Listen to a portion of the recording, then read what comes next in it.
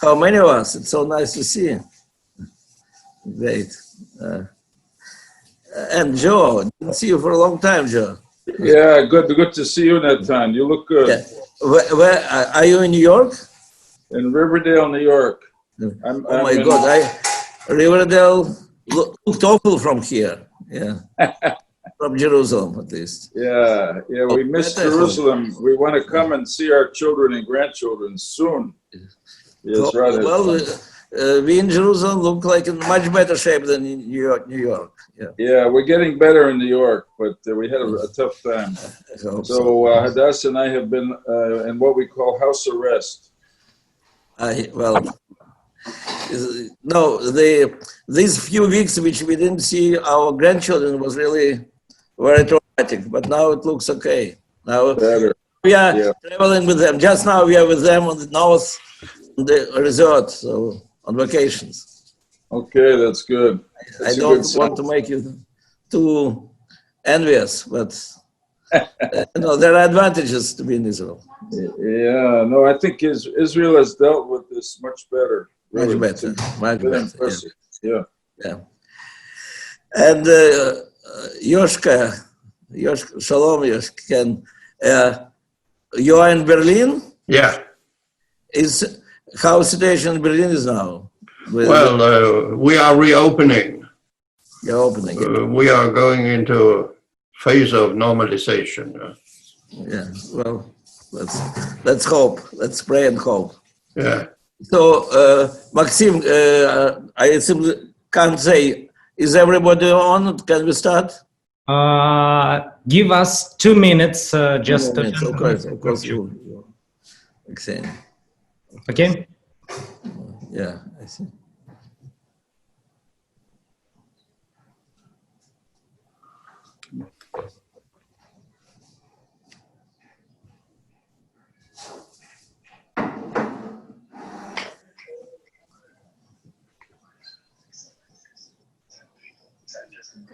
Slowly.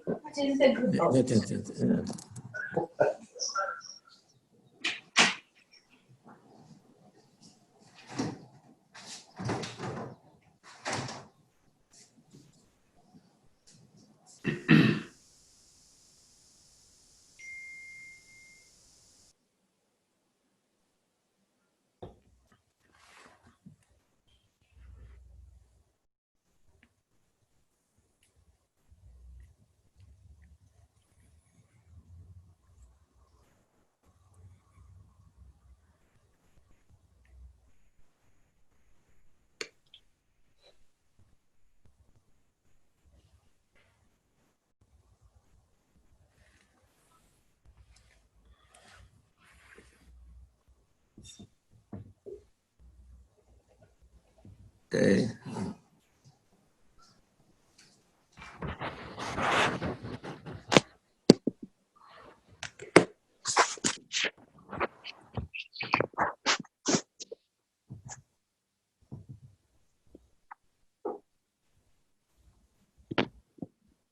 Илюша, ты где? Я пока что в Москве. Просто ты на фоне, так сказать, как бы у тебя такая заставка. Это на фоне Бабьего Яра, да. Это услышим.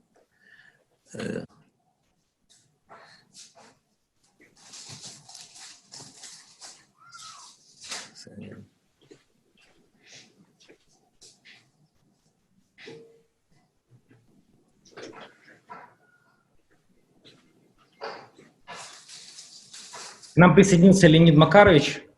Да, это я. Тут ви мене бачите, да? О, бачимо, трохи змінити екран треба. Що треба вам? Каха, добре, каха. Хорошо? Вы меня сейчас видите более-менее? Да, чуть-чуть ниже экрана. Я сейчас поставлю вот так вот. Да. Леонид Макарович, это Натан Щаранский. Я очень рад вас видеть всех этих лет. Когда-то вы были первооткрыватель украинско-израильских отношений. Да, было такое, помню. Было приятно, я вспоминаю наш разговор, я вас хорошо помню. Приятно вас видеть. Мне тоже очень приятно. Нам всем очень приятно, уверен. Окей, Макс, какие указания? Когда начинаем? У нас нету Виктора Пинчука, но я думаю, что он подключится в течение пары минут. Окей. Да, он предупреждал, что он подключится чуть позже, Окей. поэтому можем начинать. Да, Виталий Владимирович Окей. тоже на месте, приветствуем вас. Окей, итак, дорогие друзья, dear friends, дуже приємно привітати усіх.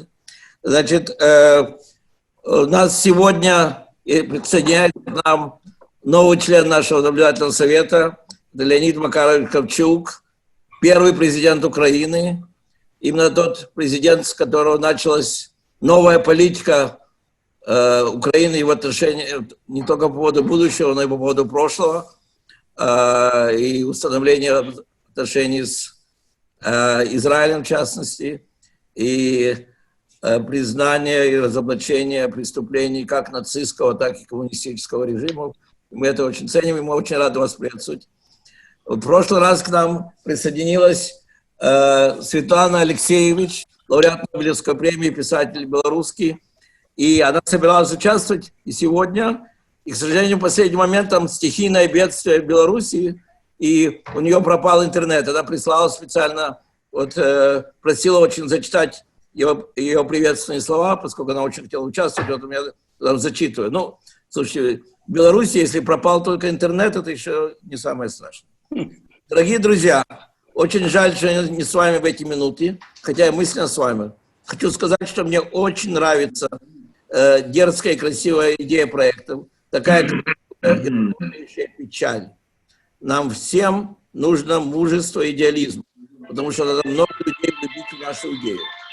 Но я верю в Илью Крыжановского и его чувств будущего. Хочу сказать, я всех полюбила. Радостно с вами работать. Дружески, Светлана Алексеевич. Ну, очень приятно, когда лауреат Нобелевской премии может сказать за тебя отношение к нашему проекту. Значить, хочу еще подчеркнуть, що ми будемо розмовляти на українській, російській, в англійській мові. И есть синхронный перевод, так что каждый может подключиться к тому языку, который ему более удобен. Я надеюсь, Максим, что проверили, что все члены борда знают, как это делать. Значит, еще раз хочу предупредить, что в связи с тем, что в последнее время в прессе, к сожалению, было довольно много беспочвенных обвинений в наш адрес, и в частности, что мы там за закрытыми дверями, какие проекты готовим. Данное наше заседание будет открыто поставлено на интернет, так что имейте в виду, нам скрывать нечего, и дальше обсуждение и сами проекты будут представлены всем желающим их видеть и слышать. Повестка дня у нас простая. Сначала краткий отчет о том, что мы делали в прошлые годы. Самое главное – представление проектов, которые сейчас разрабатываются. Как мы неоднократно отвечали на высказывающиеся подозрения или даже обвинения в прессе, что самый лучший ответ – это сами проекты, которые мы действительно готовим. И главная часть нашего заседания сегодня будет представление и обсуждение этих проектов. Ну и, естественно, кроме того, необходимо проголосовать по вопросам, связанным с бюджетом и другим вопросам. На этом я передаю слово нашему генеральному директору Максиму, пожалуйста, Максиму Яковлеву.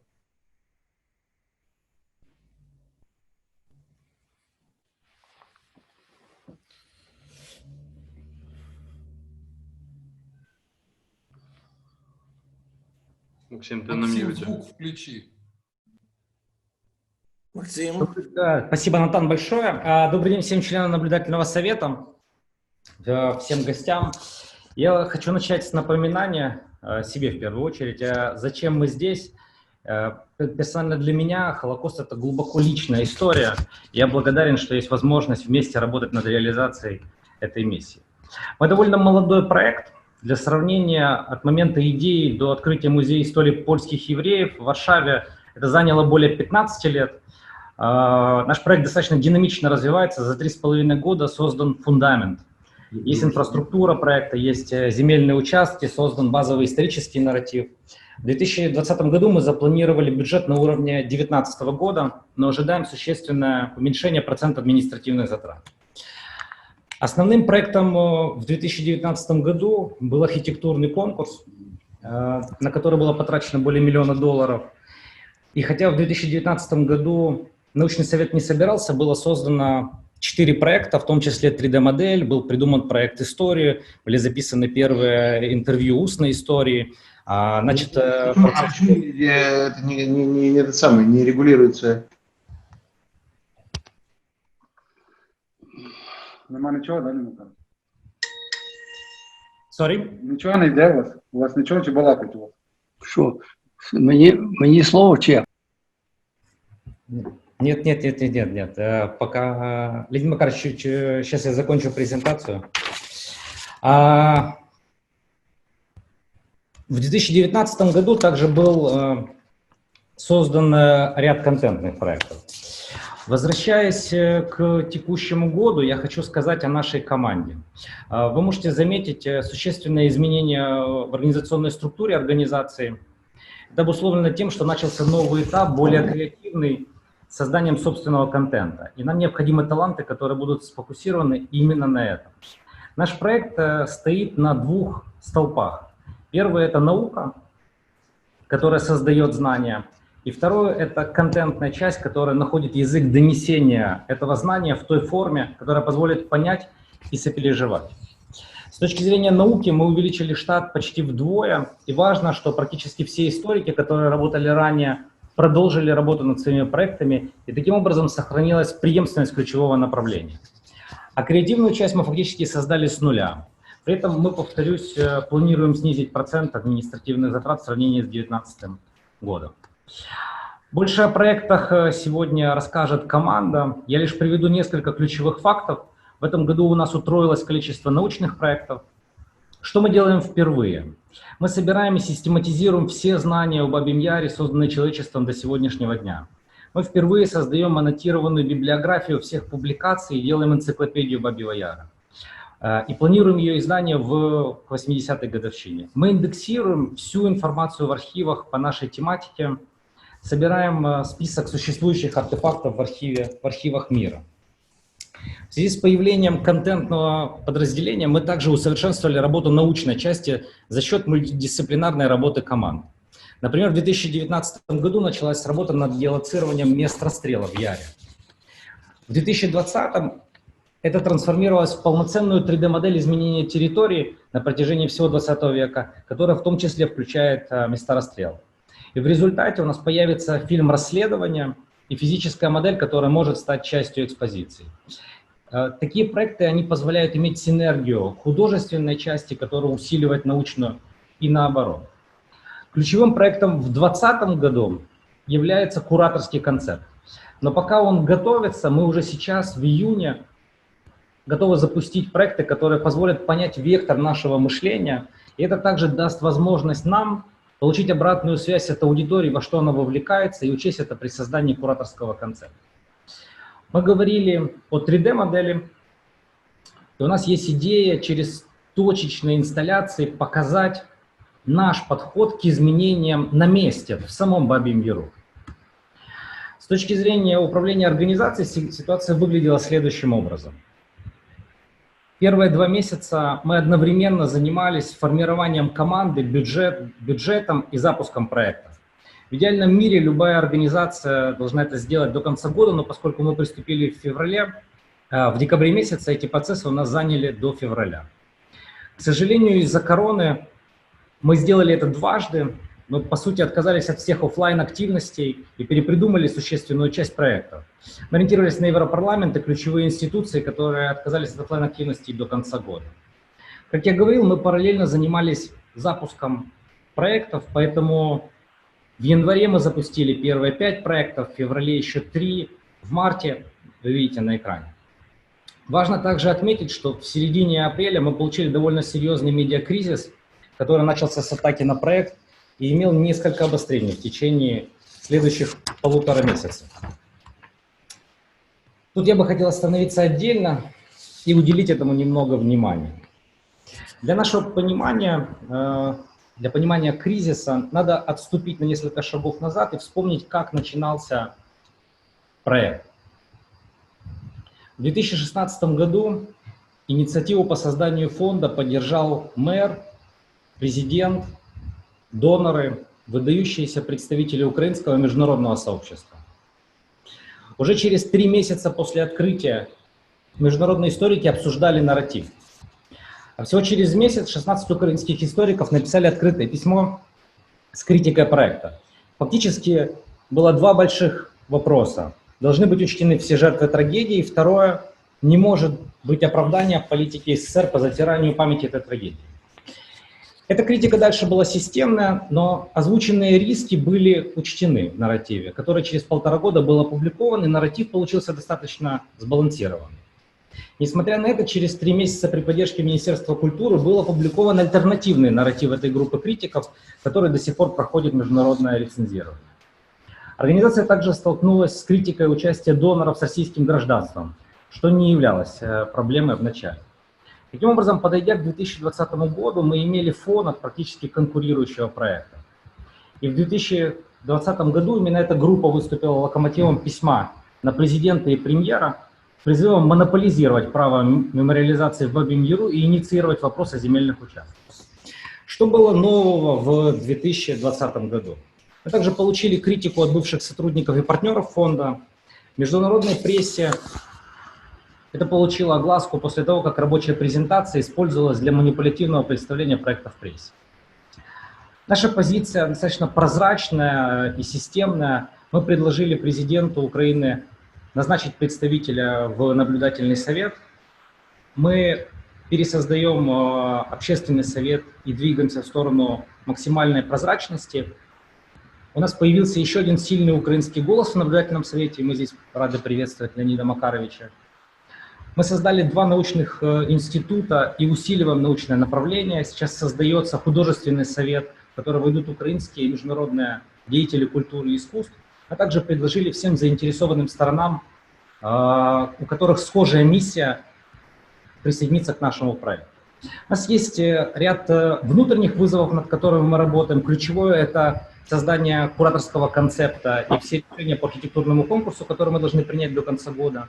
Мы сейчас управляем 27 проектами одновременно, и следующий квартал, в общем, посвятим управлению такими междисциплинарными командами. Очевидно, что нам жизненно необходимо усиление коммуникационного направления не только в Украине, но и в Израиле, в Штатах, в Европе. Мы уже ведем соответствующие переговоры. Мы прошли внутренний аудит, мы прошли внешний аудит от Эрнст & Янга, мы создали внутренний аудиторский комитет, и сейчас предлагаем создать операционный комитет, в который приглашаются все члены наблюдательного совета, который будет несколько раз в месяц встречаться и обсуждать стратегию и ключевые проекты. Сейчас я хочу вернуться к большой картинке. С точки зрения строительства музея, если посмотреть на его график, то в этом году ключевое, как я говорил, это кураторский концепт. До середины 2021 года важно закончить все вопросы по эскизу архитектуры и экспозиционного дизайна. После этого можно перейти к проектированию и строительству. Вторым важным блоком является наука. До конца года мы должны усилить научный совет, должны полную силу заработать 2 научные институции, сделав первые проекты. И в дальнейшем их основная задача – это создание новых знаний, поддержка экспозиционного дизайна, международное сотрудничество и образовательный блок, который должен распространять эти знания. Третий блок – это коммуникационный блок. Здесь нам важно до середины следующего года закончить со всеми вопросами, связанными с репутацией, с политической поддержкой, с международным сотрудничеством, для того, чтобы спокойно в середине 2021 года перейти к фазе фандрайзинга. И последнее, но ключевое направление – это актуализация темы. Здесь мы должны работать так, как будто музей уже открыт. Первые проекты для широкой аудитории запланированы на этот год. По сути, мы должны в этом году открыть онлайн-музей, который должен постоянно развиваться. А вот каким образом сделать проект выдающимся, расскажет наш художественный руководитель Илья Хржановский. Спасибо. Здравствуйте, уважаемые члены наблюдательного совета. Я буду говорить очень кратко, потому что наш проект и способ его делания, он не упирается в одного человека, он опирается в группу лиц, очень разных личностей. На мой взгляд, выдающийся проект можно сделать только при помощи выдающихся людей. И поэтому, собственно, основной частью презентации будет презентация некоторых из проектов, которые нам кажутся наиболее важными для того, чтобы их представить вниманию членов наблюдательного совета, и так, чтобы было понятно направление, в котором мы двигаемся. Очень важным является в любом музейном проекте или художественном проекте образ, через который ты можешь воспринимать, чувствовать те факты или те истории, которые мы рассказываем. А рассказываем мы, прежде всего, человеческие истории, потому что история Бабьего Яра это история людей, там погибших. Все эти люди мученики, исчезнувшие там, поэтому выбрали определенный образ. Этот образ связан с точкой. Эта точка, как говорят например, математике, это возможность размещения пространства любой протяженности в точке заданным размером, то есть в малой области пространства, в том числе свободном размещении всей нашей Вселенной. Вот в каждой точке, которую мы видим на этой территории визуального образа мемориала, как отдельной Вселенной, состоящей из точек, частиц, за каждой точкой такой стоит судьба погибшего здесь человека.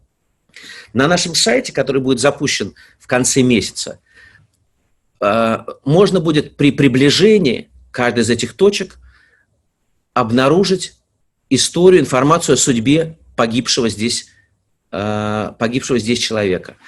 И эта история будет всегда пополняться. На данный момент у нас есть же информация о 18 тысячах верифицированных на сегодняшний день жертвах трагедии. Она уже находится на этой виртуальной карте. Вот эти точки и образуют дальше и надпись Бабьего Яра, и поэтому они, сказать, на фоне, на котором мы сидим, из этих точек состоит и структура самого Бабьего Яра.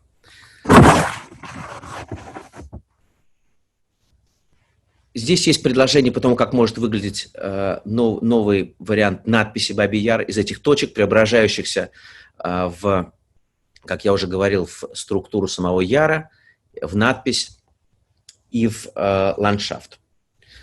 Работа с территорией и с архитектурным проектом строится по принципу единства, целостной картины, в которой мы соединяем и архитектуру, и музейный дизайн, и работу со всей территорией, потому что этот музей будет расположен внутри большой территории Бабьего Яра с огромной историей.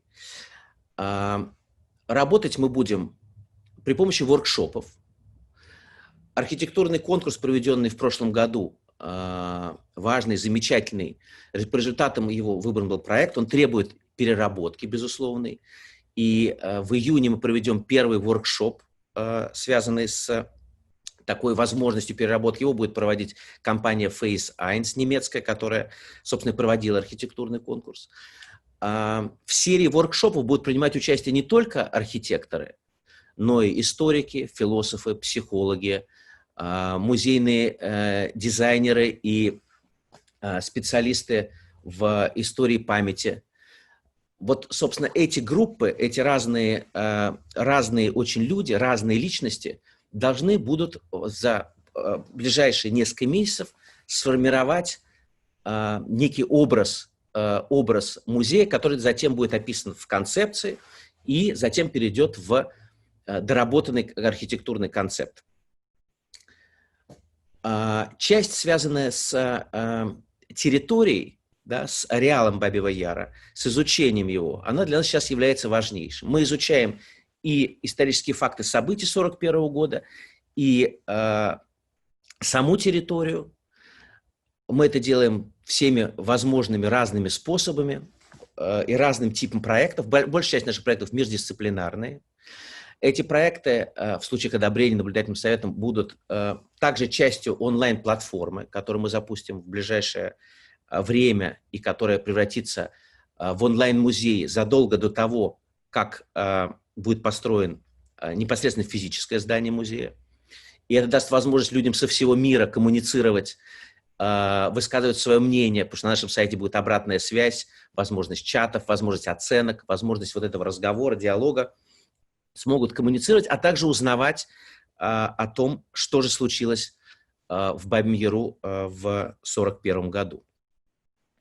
Я сейчас попрошу Анну Камышан, руководителя отдела архитектуры и дизайна, рассказать немного о работе над территорией. А до этого я покажу небольшой ролик, такие дневники Бабьего Яра, которые мы снимаем время от времени, будем снимать периодически для того, чтобы узнавать не только прошлое, но и настоящее, что там происходит. И этим делиться со всеми, кто захочет узнать что-то про это место.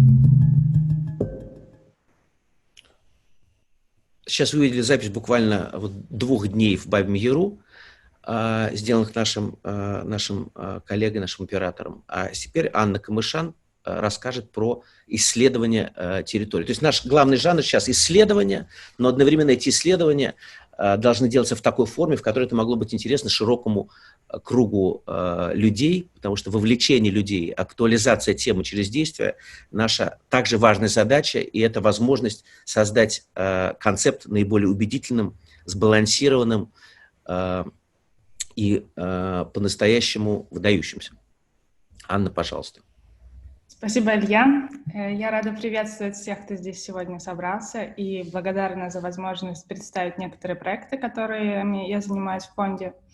Я буду говорить на украинском языке, поэтому все, кому нужен синхронный перевод, включите его, пожалуйста. Даш, включи, пожалуйста, видео.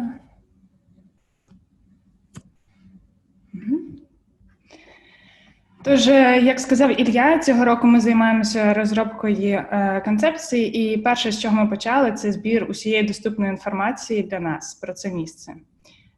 Те, що ви бачите зараз перед вами, це перша частина великого міждисциплінарного дослідження, яке ми плануємо зробити у цьому році. Над роботою у першій його частині працювала з нами Київська архітектурна студія «Форма», а також запрошені інші спеціалісти. Це ландшафтні архітектори, біологи, архітектори, культурологи і, звичайно, історики нашого інституту. Це дослідження розглядало території у дуже великому масштабі. Ми дивилися від Коренівської, там, де Коренівська трагедія пролягала, тобто і Кирилівської церкви, до Лук'янівського кладовища, Реп'яхового Яру і Сирецького табору. А таймфрейм був фактично з самих давніх часів до сьогодення. І здається, що тільки у такому масштабі можна зрозуміти історію цього місця, що ми і намагаємося зробити. На жаль, у мене немає часу, щоб детально пройтися по дослідженню, але я сподіваюся, що ви зараз отримуєте якесь таке враження від цього дослідження і що зможете детальніше з ним ознайомитися згодом, коли ми опублікуємо його. Я коротко пройдуся просто деякими окремими місцями, які, можливо, будуть цікавими. Ми загалом починали з того, як взагалі з'явився яр і що стало його причиною. Нам стало зрозуміло, що це територія сформована водою, а саме струмками, що сформували ґрунт, і на протязі багатьох тисячоліть, власне, формували яр.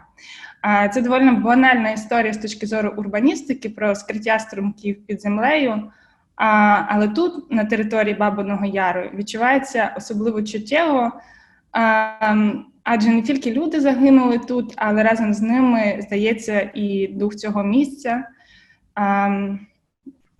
разом з тими струмками. Щоб зробити дослідження справді багатогранним, ми намагалися поєднати не тільки факти, але й міфи. Наприклад, за однією з легенд в усипальні Кирилівської церкви тут був похований герой твору «Слово о полку Ігоревим», а за іншою легендою, поруч з Бабиним Яром, в Реп'яховому Яру, розташовувались пещери, в яких жив Змій Горинич. І, до речі, саме в цих печерах 12 березня 1911 року знайшли тіло Андрія Ющинського за сумно відомою справою Беліса. Окремо важливою частиною стало вивчення природи Бабиного Яру. Це вже ми прогортали.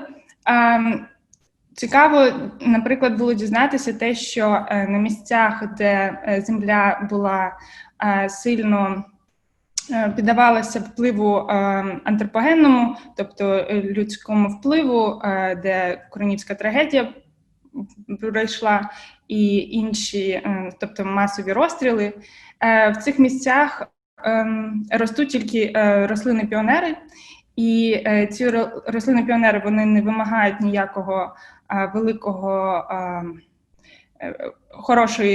хорошого ґрунту, і вони ростуть в тих місцях, де відбувалися розстріли, і в основному це тополі, і з тополі з латині перекладається як народ, і в деякому сенсі це вже вшанування людей, які там загинули.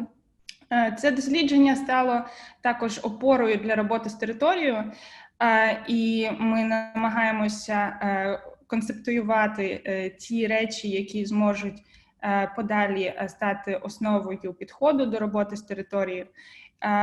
Ми розуміємо, що з одної сторони це місце трагічних подій у минулому, з другої сторони це місце, це частина сучасного міста, де живуть люди, що живуть навколо, та рослини, птахи, тварини і комахи, що живуть у парковій зоні. Тож, з одної сторони, це якби місце складне, а з другої сторони, воно продовжує жити. І, як здається, що особливо важливим у підході до цієї території і роботи з ним забезпечити розвиток цього місця з вшануванням його минулого і мати максимально екологічний і дбайливий підхід до нього. Цей проєкт називається «Погляд у минуле». Ми розташовуємо 7 монокулярів, які точно розположені стосовно того, як стояли фотографи, які робили ці фотографії. Це нам допомагають робити Центр просторових технологій, які будуть далі розмовляти про це. І це перший експозиційний проєкт під відкритим небом, який дасть змогу відвідувачам території подивитися, як Бабин Яр виглядав у минулому на протязі дня і ночі. І це ми хочемо зробити вже цього року, цього літа. Далі, будь ласка. І останній проєкт, про який я розкажу, це макет території.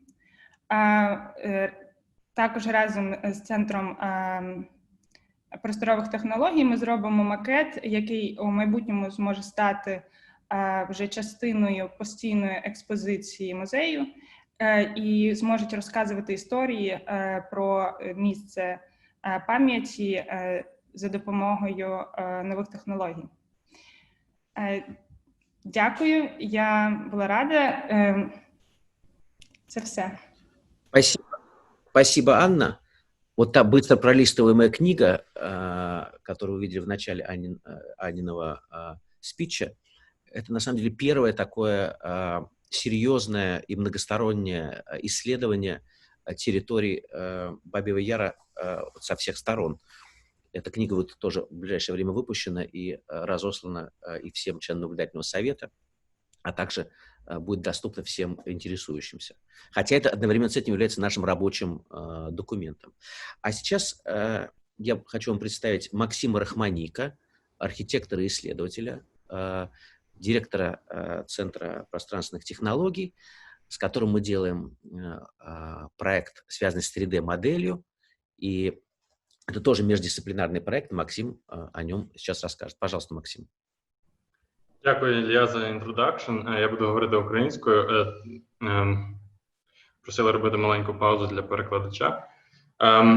Так, я дійсно представляю команду Центру просторових технологій, де ми зазвичай займаємось моделюванням і дослідженням якихось комплексних міських проблем. Тому для нас досить звично працювати з системами, відслідковувати мережі взаємозв'язків.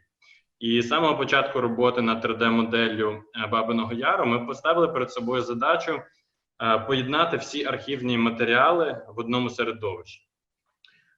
Таким чином, різні форми медіа – це фотографії, топографічні карти, фотографії, зроблені з німецьких розвідувальних літаків. Вони всі якби пов'язані між собою і збагачені матеріалами з досліджень істориків і свідченнями очевидців. Відповідно, ми дуже тісно працюємо з історичним департаментом Бабин Яр до того. Територія, яка в радянські часи так активно і систематично стиралася, змивалася, таким чином реконструюється цифровим шляхом. І цей проект ми називаємо «Моделі Бабиного Яру».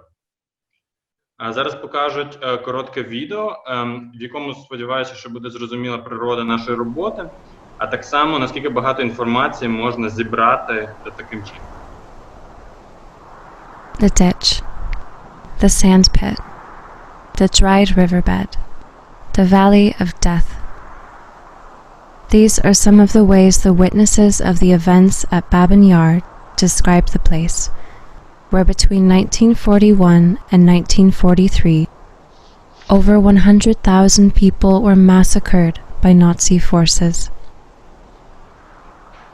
Once a massive geologically formed ravine on the outskirts of Kyiv, this place looks very different today. During the Soviet era, Babin Yar was systematically obliterated and eventually turned into a park. The memory of its past state is only accessible through archival materials, such as maps, photographs and videos, historic reports, and witness testimonies.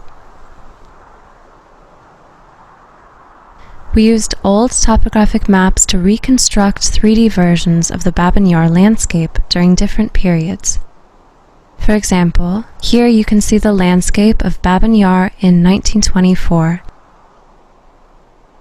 It is overlaid with a photograph taken from a German plane in 1943. Using this method, we can analyze the distinct terrain elements present in the photos.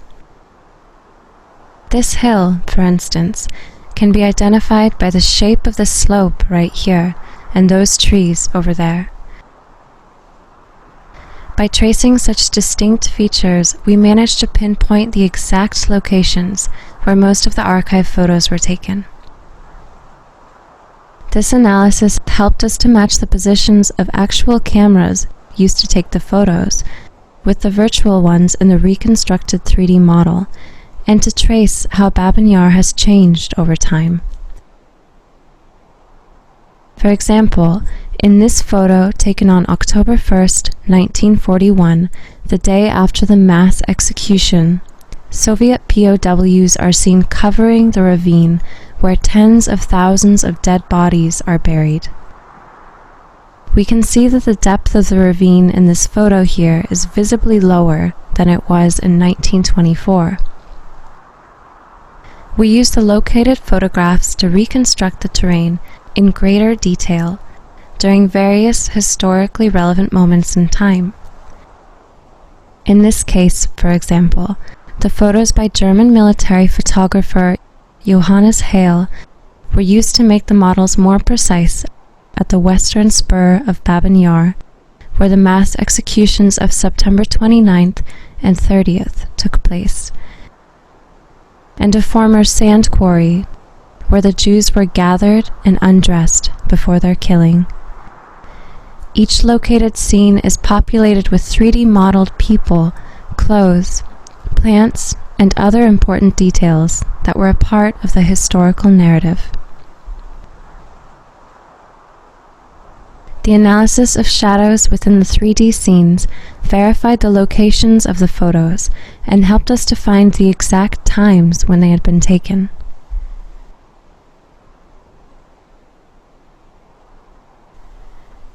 Babin Yar Models combines digital media and historical research to form a growing knowledge base about one of the most important locations in the history of the Holocaust. The lost territory of Babin Yar is composed of archive materials and is accessible to an online audience in the form of an interactive 3D model. By exploring various narratives, the visitors can learn about the historic events, take the time to look around, and contemplate the complex history of Babin Yar. Як видно на цьому відео, ми до кожного куща відновили частину Бабиного Яру, де спочатку людей роздягали, потім розстрілювали 29 і 30 вересня 41-го року. Але на даний момент це просто один епізод, і ми бачимо моделі Бабиного Яру як фреймворк, який можна постійно розширяти для того, щоб акумулювати дослідження, продукувати нові знання, а також комунікувати ці знання з широким загалом. Дуже всім дякую. Спасибо большое, Максим. Сейчас хочу представить автора проекта «Бабий Яр. Контекст», замечательного кинорежиссера, сценариста, лауреата многих международных кинофестивалей, включая Каннский фестиваль, Сергея Лазницу.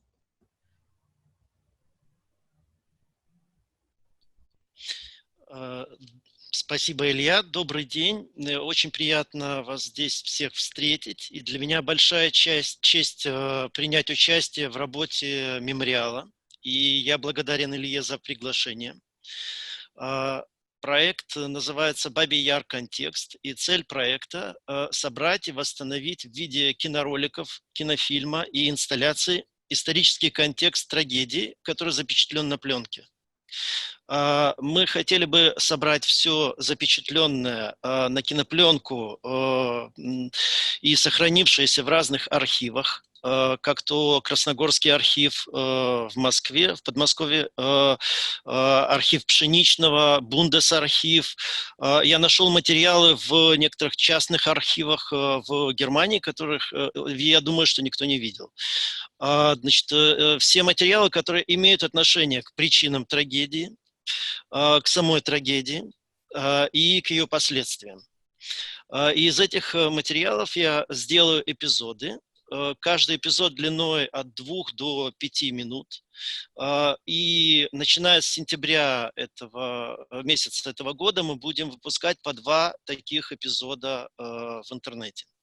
Значит, каждый такой эпизод описывает то или иное событие. Как то, например, я могу говорить об эпизодах, которые я более-менее уже сделал, или же я знаю материалы, с которого я сделаю их.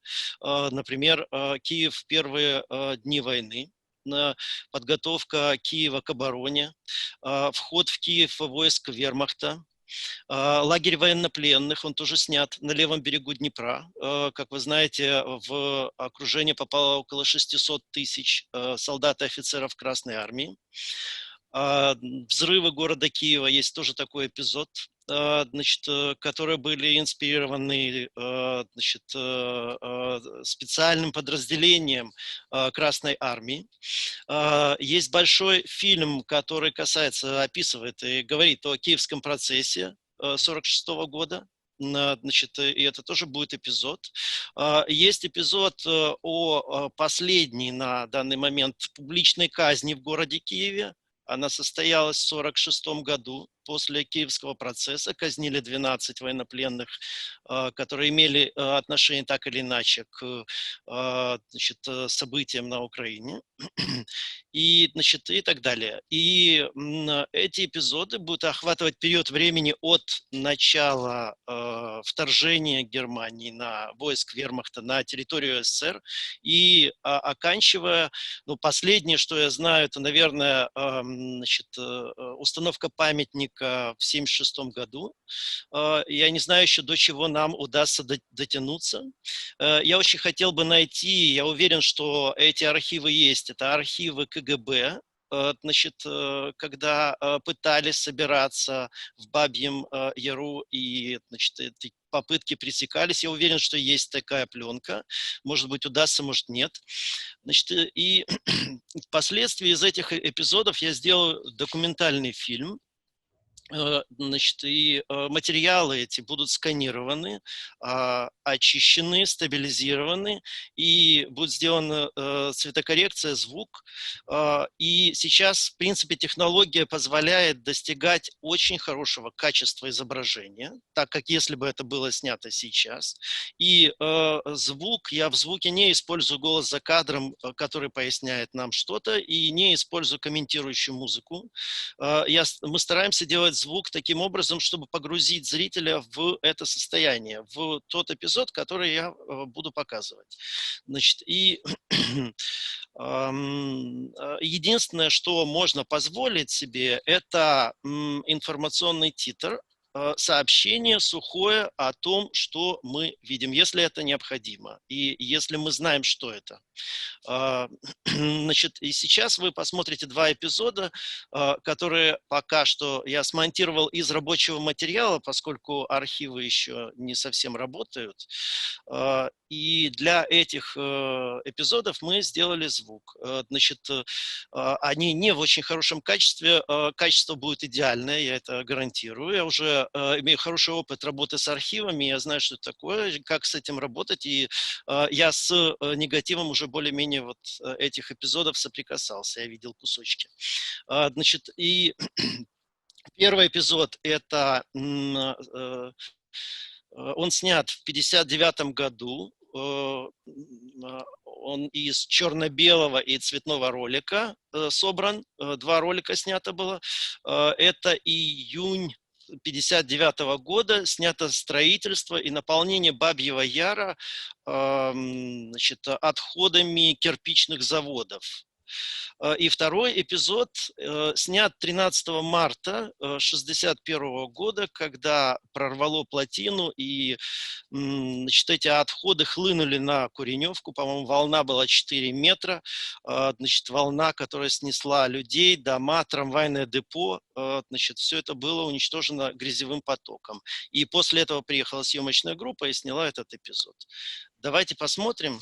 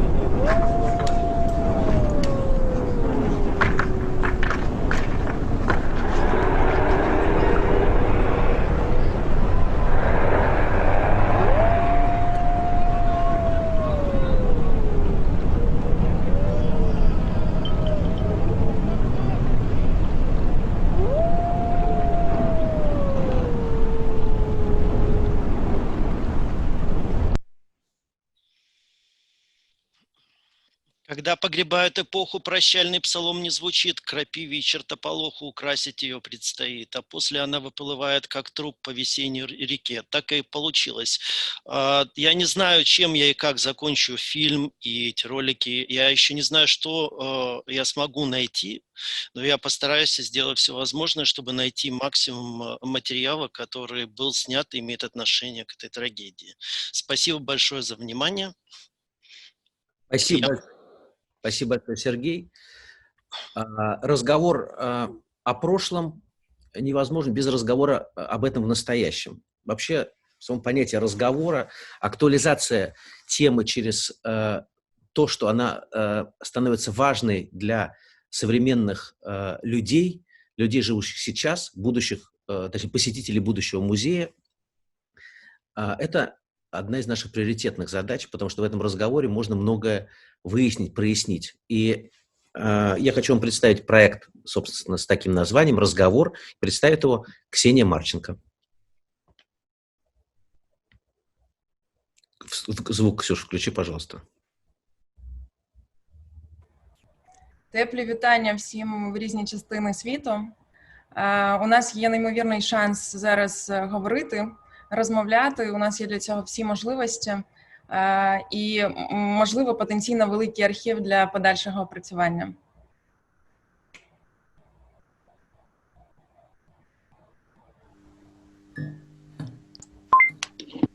Я тут. А ви любили колись? Так, дуже сильно. Какой для вас самый главный принцип в жизни? Как бы ты хотел, чтобы тебя помнили? Не знаю, мене море завжди притягувало. Может быть, я спасу утопающий корабль. Жизнь состоялась. Привет. Багато що радує. Вот я сейчас покурю сигарету и обрадуюсь. От другой прабабушки у нас есть картина. Покажу, вот так вот это выглядит. Я, наверное, может знайти інформацію. О чем ты мечтаешь? Який у тебе найприємніший спогад з дитинства? Если бы была такая возможность что-то изменить. Я не хотел бы жить в условиях коммунизма, я не хотел бы жить в условиях нацизма. Ну реально, были голодные 90-е, тут тебе каждый день дают глазурированный сырок. Вот это было классно. Я маме сказал, что я не ее сыночек, я советский солдат.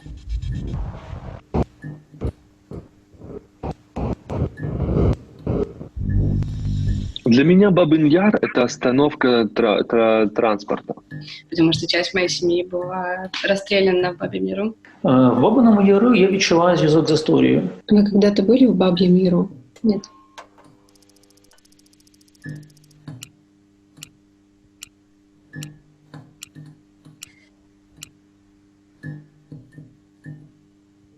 Любовь как бы должна быть, так сказать, первопричина всего вообще. Жизнь должна получаться из любви.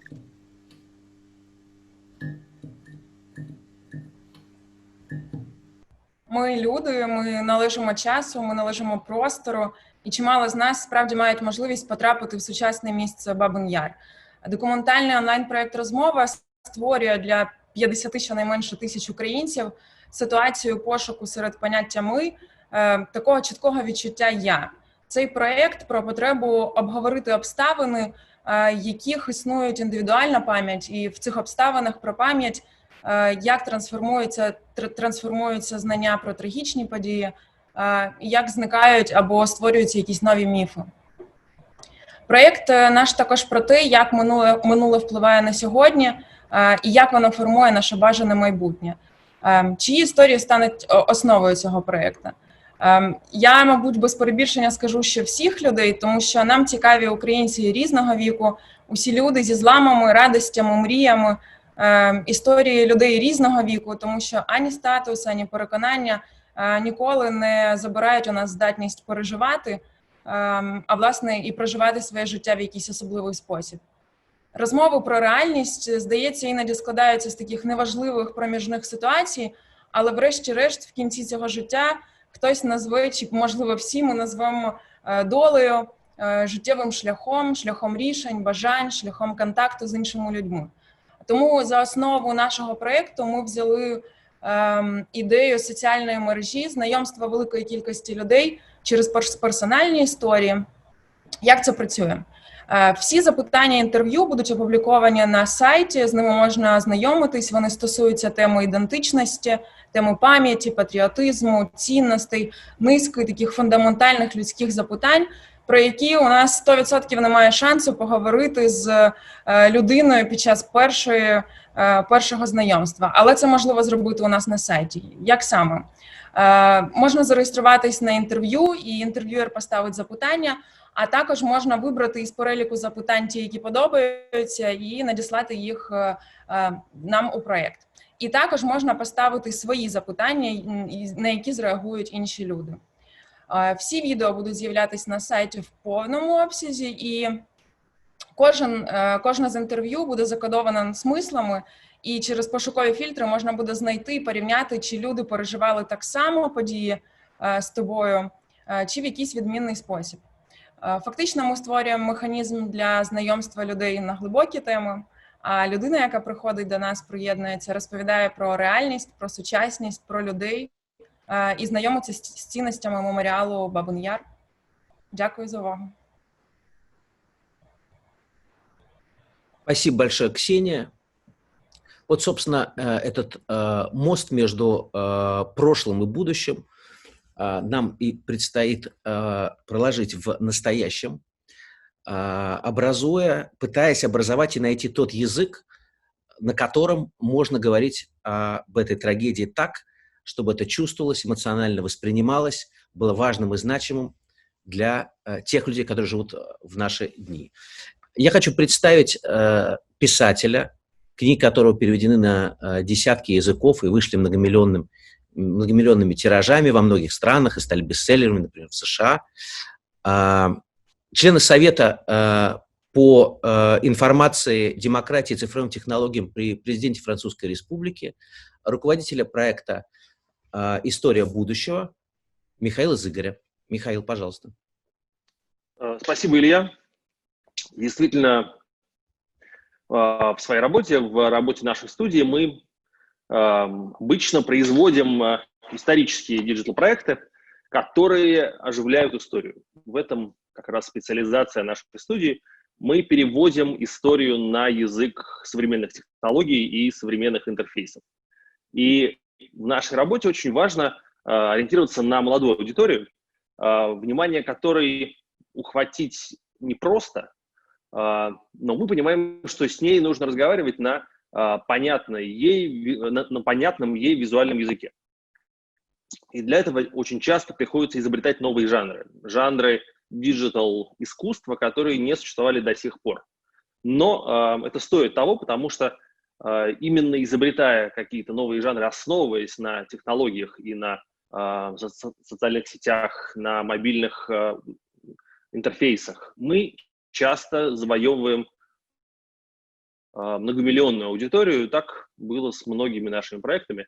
Сейчас мы изобретаем новый жанр, в котором никто никогда раньше не работал. Мы пока что называем его интерактивный дневник. И я хотел бы показать ролик о том, как может выглядеть вот этот новый диджитал-жанр. In September 1941, Kyiv witnessed the murder of thousands of people. Their lives were destroyed, their stories were erased, their names were forgotten. The Soviet government had been keeping the Babin Yar tragedy a secret for many years.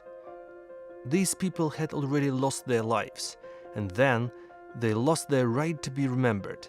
This is another crime and another murder that took place in Babin Yar. 21st century technologies give us a wide array of tools to bring the people we lost a long time ago back to life. We recall their names, thoughts, dreams, and fears.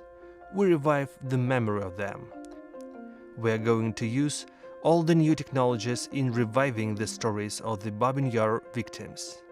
We are working on a complex venture, an interactive diary that would fully engage the viewer and evolve based on their involvement in the story.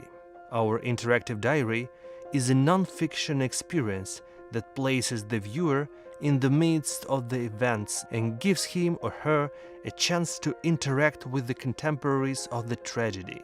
The diary has a non-linear storyline. The first encounter takes place in the present, and then we progress further back in time, assembling the entire picture piece by piece. We achieve the effect of the reality by using two angles. The viewer sees some parts of the story from his own point of view, but he or she can also look at herself in the story from above. The problem of making a choice is the cornerstone of the project. Once the user faces the same dilemmas as the historical characters, the story becomes a true personal experience. Modern technologies offer a few different ways to revive the people who passed away a long time ago in the memory of our contemporaries. For instance, they can join modern social media, as they did in Project 1917, the first ever social network of the dead. It comprised diaries, letters, and memoirs of tens of thousands of people who lived in the Russian Empire in 1917. A similar digital venture dedicated to the 80th anniversary of the Second World War was launched in Poland. A few thousand people reclaimed their names, faces, and destinies. Another way to revive a person is to talk to him.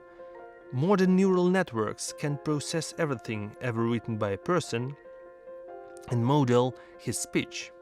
Our interactive diary is a dynamic world of people who we have once lost. By interacting with them, we bring them back to life and fulfill the key goals of the Memorial Center. On the one hand, this experience tells the stories of the victims and the tragedy that occurred here. But it also gives the audience a close first-hand understanding of what it means to have a life unexpectedly cut short, and what is the true value of life. Это один из жанров, который сейчас находится только в самом начале своего пути, который только еще разрабатывается. Я хотел поговорить еще и о другом жанре, который нам куда более хорошо известен, и мы довольно давно работаем в этом жанре. Это жанр мобильного аудиотеатра. Я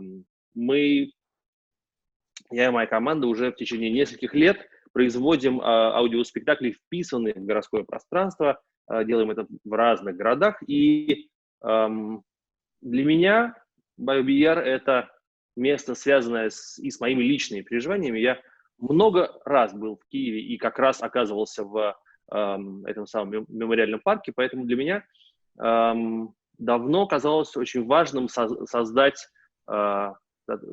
такое аудиопроизведение, которое могло бы погружать человека, который сейчас будет находиться в парке, и создавать некоторое произведение и в его воображении, используя все то, что он видит сейчас перед собой.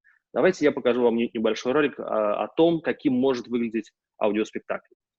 This is Blue Champagne, a hit record by Jimmy Dorsey and his orchestra, which tops the Billboard chart on September 27th, 1941. On this day, shootings start in Kyiv, and nobody in the world even knows about them. Mobile Theatre presents a documentary audio performance for individual listening on the spot of the tragedy. On each particular location, a visitor hears about a person who was murdered here or a story of a survivor. Along the way from one location to another, a listener learns about things that were happening on September 29th and 30th, 1941, in completely different parts of the world, with completely different people. Dina Pronicheva is 30 years old. She is an actress in Kyiv Puppet Theatre. At 8 a.m. on September 29th, she is standing in the line for shooting. At the end of the day, when her turn comes, she manages to fall into the ravine before the shot and pretends to be dead. It saves her life. And this is Serge Lifar. He is 36. He is from Kiev too. He had been living here till the age of 18. Now he lives in France, and on the day of Kiev shootings he takes part in a performance for German officers at a POW charity event. 15-year-old Ruvim Stein is also standing in the line. But when the female and male lines separate, his mother cries to him, "Run!"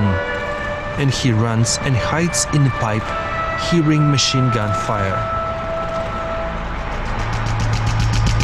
And this is his idol, Charlie Chaplin. He is running too. On this day, he is playing tennis against famous player Bobby Riggs. The audience applauds. Raisa Dashkevich is 25. While walking to Babin Yar in the crowd, she still believes that it will end well. There still was hope that we will be sent somewhere, that they can't shoot such a mass of people. At the time of the shooting, Raisa passes out. And Marion Miley is 27. She is a golfer and one of the most popular female athletes in the USA. On the day of mass shootings in Kiev, she with her mother arrives to the city of Lexington, Kentucky. Early in the morning, two masked men break into her apartment. Before robbing, they kill Marion with 2 shots and mortally wound her mother. On the following day, this murder makes the newspaper headlines in the USA, Canada, Britain and Australia. For 2 days, Babin Yar has become a place of ultimate concentration of human despair. Immersion into this story and its context is a step toward understanding the scale of the disaster, which had cut short more than 30,000 lives.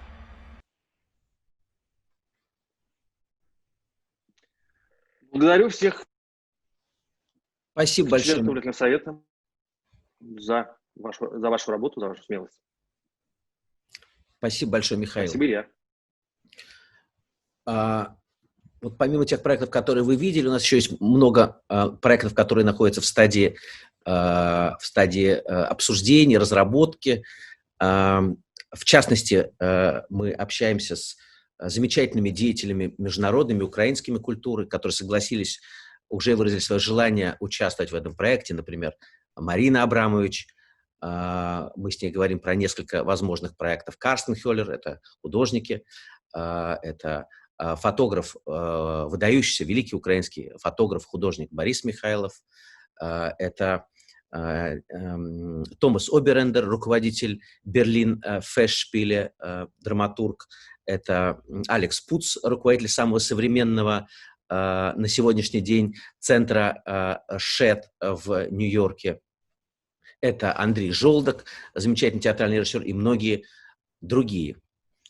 Но помимо новых проектов и новых способов говорения, конечно же, говорения об этой трагедии, конечно же, нам очень важно правильно систематизировать ту информацию, которая уже существует, добывать ее и превратить это в единую доступную широким слоям населения систему, как бы базу данных, библиотеку. Об этом проекте, о проекте библиотеки, о проекте коллекции расскажет руководитель этого направления Олег Шавенко.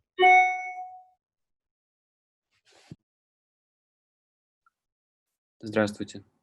Сейчас будет короткий ролик, который расскажет о духе этого проекта. Затем я расскажу об его составляющих.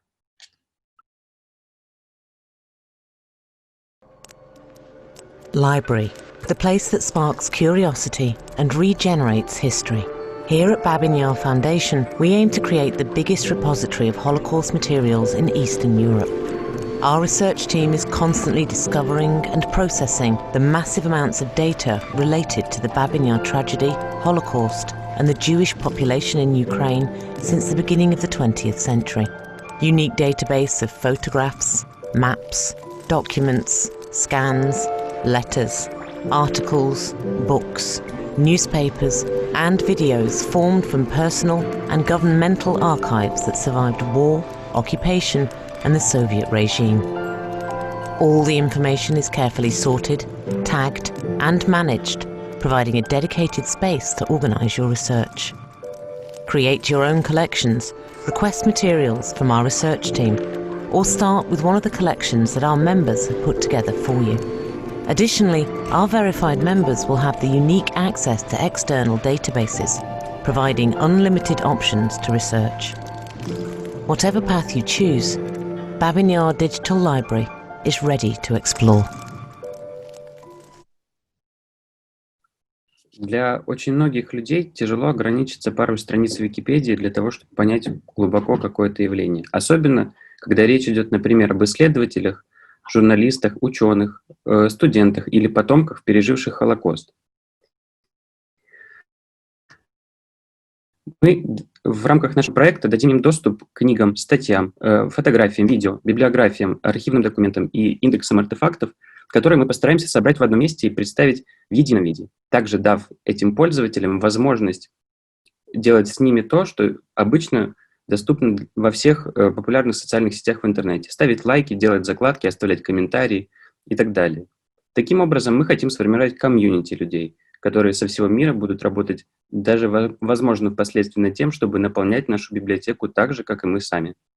Естественно, все это под руководством ученых и экспертов. На первом этапе, к перезапуску нынешнему сайта, мы сделаем разве что только презентацию, потому что очень много задействовано в этом проекте институций, будут и подрядчиков, и технологий. Далее мы к сентябрю создадим прототип и проведем 2 фазы тестирования, которые к марту следующего года приведут нас к тому, что мы получим по возможности готовый продукт. Что же касается взаимодействия всех департаментов нашего центра, то мы постараемся выстроить это таким образом, чтобы все знания, которые мы генерируем, изначально попадали в один архив. Это очень легко сделать, когда он маленький. В дальнейшем этим обслуживанием этого архива займется специальная архивная служба. Следующим направлением, которым мне посчастливилось заниматься, является коллекция. На видео вы видите одну из достаточно уникальных фотографий из личного архива Адольфа Гитлера, сделанную его личным фотографом, который позже был осужден на Нюрнбергском процессе.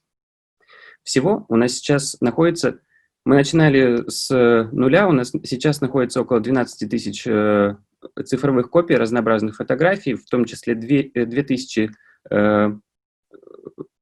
физических копий, из них 200 очень редких фотографий, как, например, эти 7, которые вы видите на экране.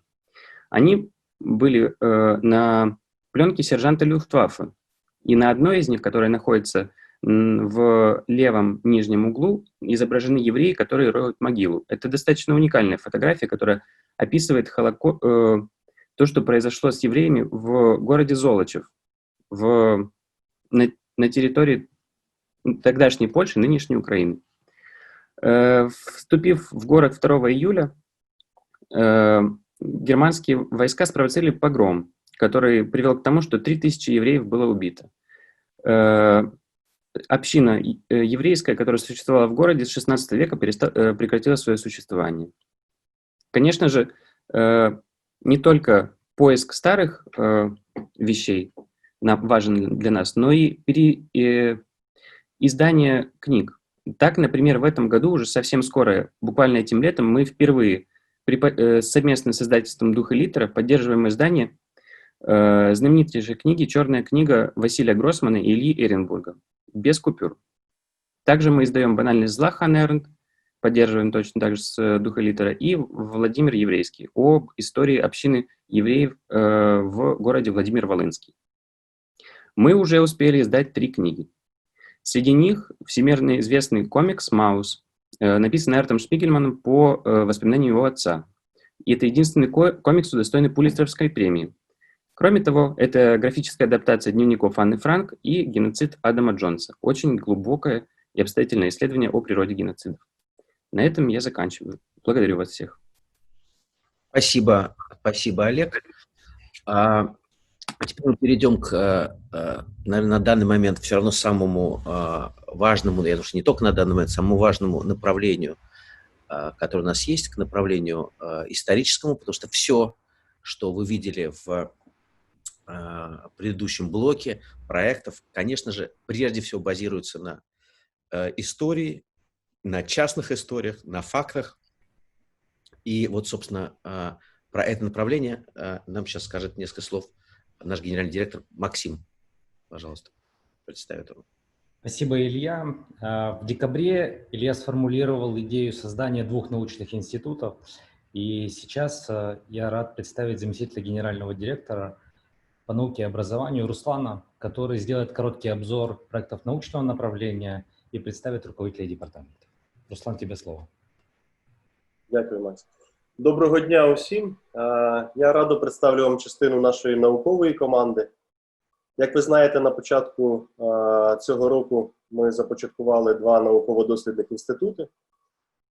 Інститут вивчення Голокосту у Східній Європі та Інститут території та ландшафту пам'яті Бабиного Яру. Ці інституції працюють у тісній взаємодії з Міжнародною науковою радою фонду у рамках нашого базового історичного наративу. Над проектами в інститутах працюють близько 1,5 десятка науковців-істориків. У них в роботі 15 проєктів на даний момент. Ключові з них ми зараз вам коротко представимо. Першою я попрошу до слова керівника дослідницької групи проєкту «Імена» Анну Фурман. Руслан, спасибо. Хочу всех поприветствовать. Добрый день и поблагодарить за возможность рассказать о проекте. Those are the names of the people that ended up being executed in the Babin Yar. And you can see those empty spots, like here and here, everywhere actually. Our research team performs the massive digitalization of the previously unexamined data, forming the complete picture of the Kiev population during the 1941 to 1943 occupation, processing file cabinets, registry office archives, personal collections, memoirs, evidence of allegations, interrogation records. We create the missing links that form a new database of the Babin Yar tragedy.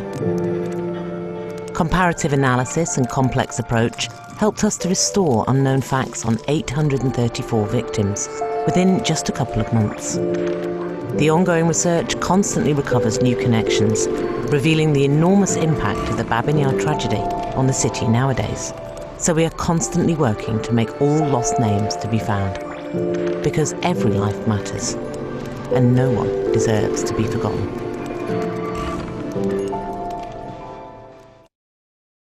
Проект «Имена» имеет несколько тесно связанных между собой целей. Безусловно, это поиск имен жертв трагедии, которые не были обнаружены ранее. Это верификация имен, дополнение и расширение существующей информации о людях, которые были описаны раньше в мартирологах и книгах памяти. Это их уточнение, восстановление картины населения города Киева. Я бы хотела поделиться с вами нашими результатами работы за первое полугодие. Была сформирована команда научных сотрудников, а также технических специалистов. Мы подписали меморандумы с 3 государственными архивами в городе Киеве. Учеными были проработаны 116 архивных фондов. На базе опубликованных раньше книг памяти и архивных списков была составлена единая унифицированная таблица с именами жертв трагедии, которая скоро будет представлена на сайте. Безусловно, мы будем дорабатывать эту базу. В ходе верификации нам удалось подтвердить информацию более чем 3000 имен и семей, а также определить имена 834 жертв трагедии, которые ранее были неизвестны, что впоследствии мы будем подтверждать и отсутствовали в мартирологах. Впервые в истории Украины мы масштабно оцифровываем архивы и другие учреждения, которые касаются нашей тематики. Это метрические книги ЗАГСов, различные картотеки, личные дела, фонды городской и районных управ, карточки снабженцев. Благодаря этому мы можем составлять уникальную, неизвестную прежде систему связей между людьми от прошлого к современности, в семьях, быте и окружающей среде. Каждый желающий сможет узнать новые сведения о своих родственниках либо близких людях, и к нам уже обращаются с такими запросами. Особый интерес у нас вызывают ранее неизученные материалы, например, картотеки. Мы уже оцифровали 105 тысяч карточек трудовой картотеки периода оккупации города Киева, деятелей культуры и искусства, содержащие персональную информацию. Также мы оцифровали фонд 2412, музей-архив переходного периода. В этом году нам предстоит оцифровать еще более чем 200 тысяч документов. Мы поставили себе такую амбициозную задачу. Иногда мы выявляем совершенно уникальные вещи в архивах, которые ранее не были спрятаны, поскольку в Украине очень много достойных материалов. Все это станет впоследствии частью большого архива фонда. Поможет узнать больше правды о том, что на самом деле произошло в Бабьем Яру, и создаст уникальный материал как для историков со всего мира, так и для общественности. Спасибо за внимание. Дякую, Аня. Наш наступний проект стосується збереження свідчень праведників. Ви знаєте, що загалом з часу Другої світової війни Яд Вашем визнав близько 2700 праведників з України. Ми намагаємося зрозуміти, скільки їх зараз. Це дає можливість не тільки записати їх свідчення, зробити копії архівних документів, фото, але також це дозволяє нам запустити програму підтримки праведників. Наприклад, ми це зробили під час карантину з березня місяця, і це той час, коли людям це найбільше потрібно. Ми також ініціювали проєкт «Лист праведнику», в якому запрошуємо усіх бажаючих написати їм слова подяки. Це гарний проєкт, який дозволяє цим героям відчути, що ми пам'ятаємо і цінуємо їхні вчинки 78 років тому.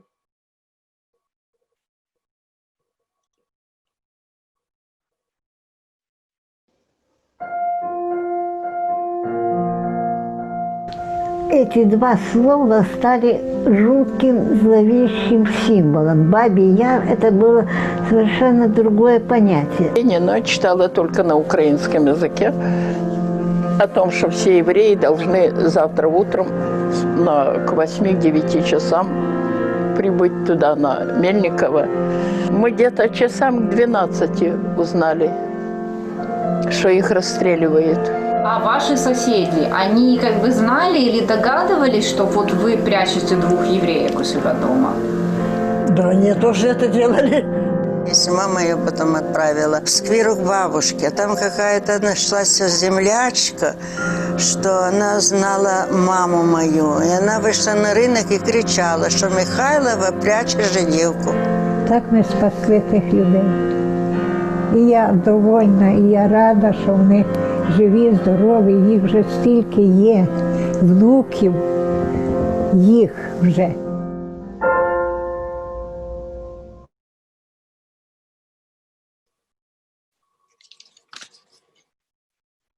Наступною попрошу до виступу керівника проєкту «Усної історії. Голоси» доктор Гелінада Грінченко, професор Харківського національного університету імені Василя Каразіна.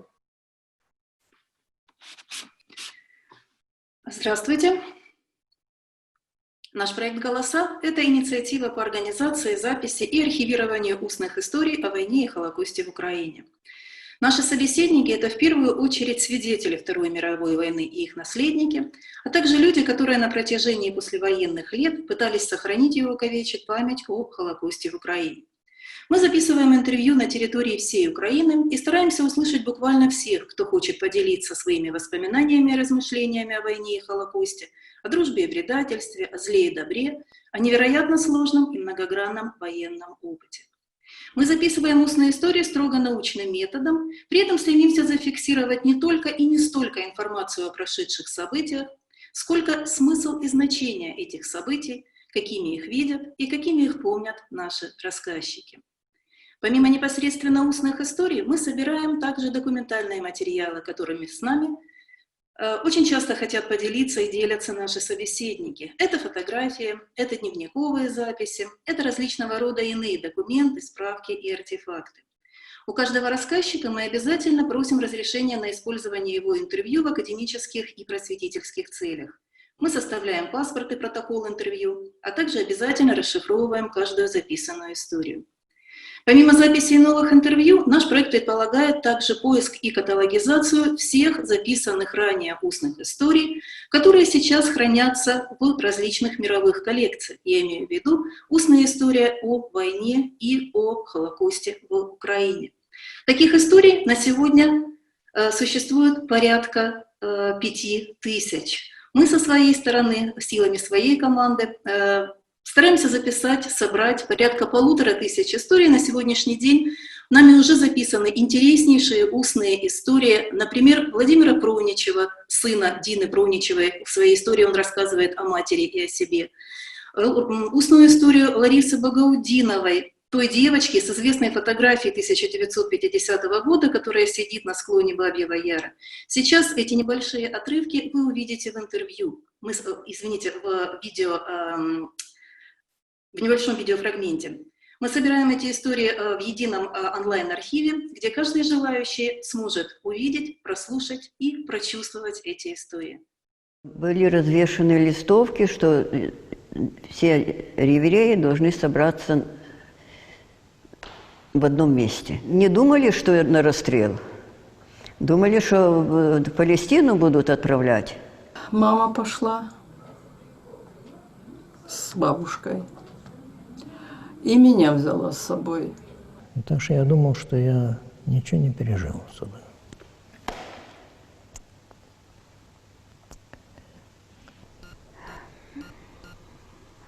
С кастетами, с цепями, со всеми избивали как только могли, и палками, и вот народ, проходящий туда. Они раздевали уже их полностью догола, снимали все. Могли расстрелять, но Бог сохранил меня.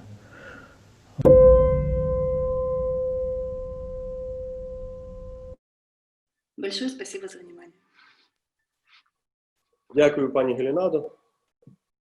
Про проекти Інституту вивчення Голокосту у Східній Європі ми почуємо від директора Інституту Андрія Рукаса, кандидат історичних наук, доцент Київського національного університету імені Тараса Шевченка. Прошу, пане Андрію. Доброго дня. Мене звати Андрій Рукас. Як Руслан вже сказав, я доцент Київського національного університету імені Тараса Шевченка, а в структурі меморіального фонду я маю честь очолювати Інститут вивчення історії Голокосту в Східній Європі. Інститут є молодим підрозділом в структурі меморіального фонду, він з'явився фактично в лютому цього року, а в рамках інституту на 2004 рік була реалізація цілої низки наукових проєктів. Передусім, це оцифрування, розшифровка, переклад і підготовка до публікації пісень, які були складені в'язнями гетто в румунській зоні окупації в роки Другої світової війни. У цих фактично народних піснях поетичною і музичною мовою описуються страждання єврейського народу в роки Другої світової війни. Ці пісні були записані на фонові валики у перші післявоєнні роки під час роботи єврейської етнографічної експедиції. Однак в подальшому внаслідок радянської політики, державного антисемітизму, розгрому Кабінету єврейської історії, етнографії при Академії наук. Ці записи опинилися фактично у секретних сховищах. Доступ до них був надзвичайно обмежений, а через деякий час про ці записи просто забули. Нам пощастило записи ці знайти, і ми збиралися їх оцифрувати, розшифрувати, зробити переклад українською мовою, можливо, навіть знайти поета-перекладача, який може ці пісні адаптувати в українські вірші і підготувати цю публікацію до друку. Ще один проєкт пов'язаний з публікацією архівних матеріалів. Ці матеріали розповідають про історію Павлівської психіатричної лікарні імені Павлова в Києві, пацієнти якої стали одними з перших жертв Бабиного Яру. Ці матеріали зберігаються в архіві Служби безпеки України, і до цього часу вони не публікувалися. А ця архівна кримінальна справа цікава тим, що спочатку медичний персонал, лікарі і медичних сестер цієї лікарні, радянські органи державної безпеки після звільнення Києва в 1944 році заарештували і інкримінували допомогу окупаційному режиму, що, мовляв, вони працювали на нацистів, але через 2 роки справу переглянули і навпаки їх звільнили від усіх звинувачень і визнали такими, що навпаки допомагали в'язням уникнути смерті. Тому ця справа є, окрім того, що вона є невідомою, вона таким чином є і дуже унікальною. Наступний проєкт, який реалізується в рамках Інституту вивчення історії Голокосту, має назву «Хроніки Голокосту». Його основною метою є не тільки вкласти в хронологічному порядку інформацію про злочини Голокосту, але й привернути увагу громадськості, показавши, що вбивства євреїв відбувалися систематично кожного дня впродовж тривалого періоду часу. Починаючи як мінімум з 1939 року, початку Другої світової війни і до останнього дня Другої світової війни в Європі. Сьогодні громадськість найчастіше згадує про жертв Голокосту кілька разів на рік. Згадує кілька разів на рік на Міжнародний день пам'яті Голокосту 29, пам'яті жертв Бабиного Яру 29-30 січня. Натомість кожен з 366 днів календарного року є днем пам'яті жертв Голокосту, адже немає такого дня, коли б не відбувалися вбивства. І таким чином ми хочемо не тільки задокументувати вбивства в період Голокосту, але і привернути увагу громадськості до того, що кожен день є днем пам'яті жертв Голокосту. Ще один проєкт, який реалізується в рамках інституту, є певною мірою аналогічним проєкту «Хроніки Голокосту». Він має назву «Хроніки окупації Києва». Метою цього проєкту є продемонструвати так звану буденність зла, адже в той самий час, коли в одному місті вбивали людей, в іншому місті торгували ялинковими прикрасами на Новий рік, в кінотеатрах йшли веселі комедії, а в театрах прем'єрні спектаклі.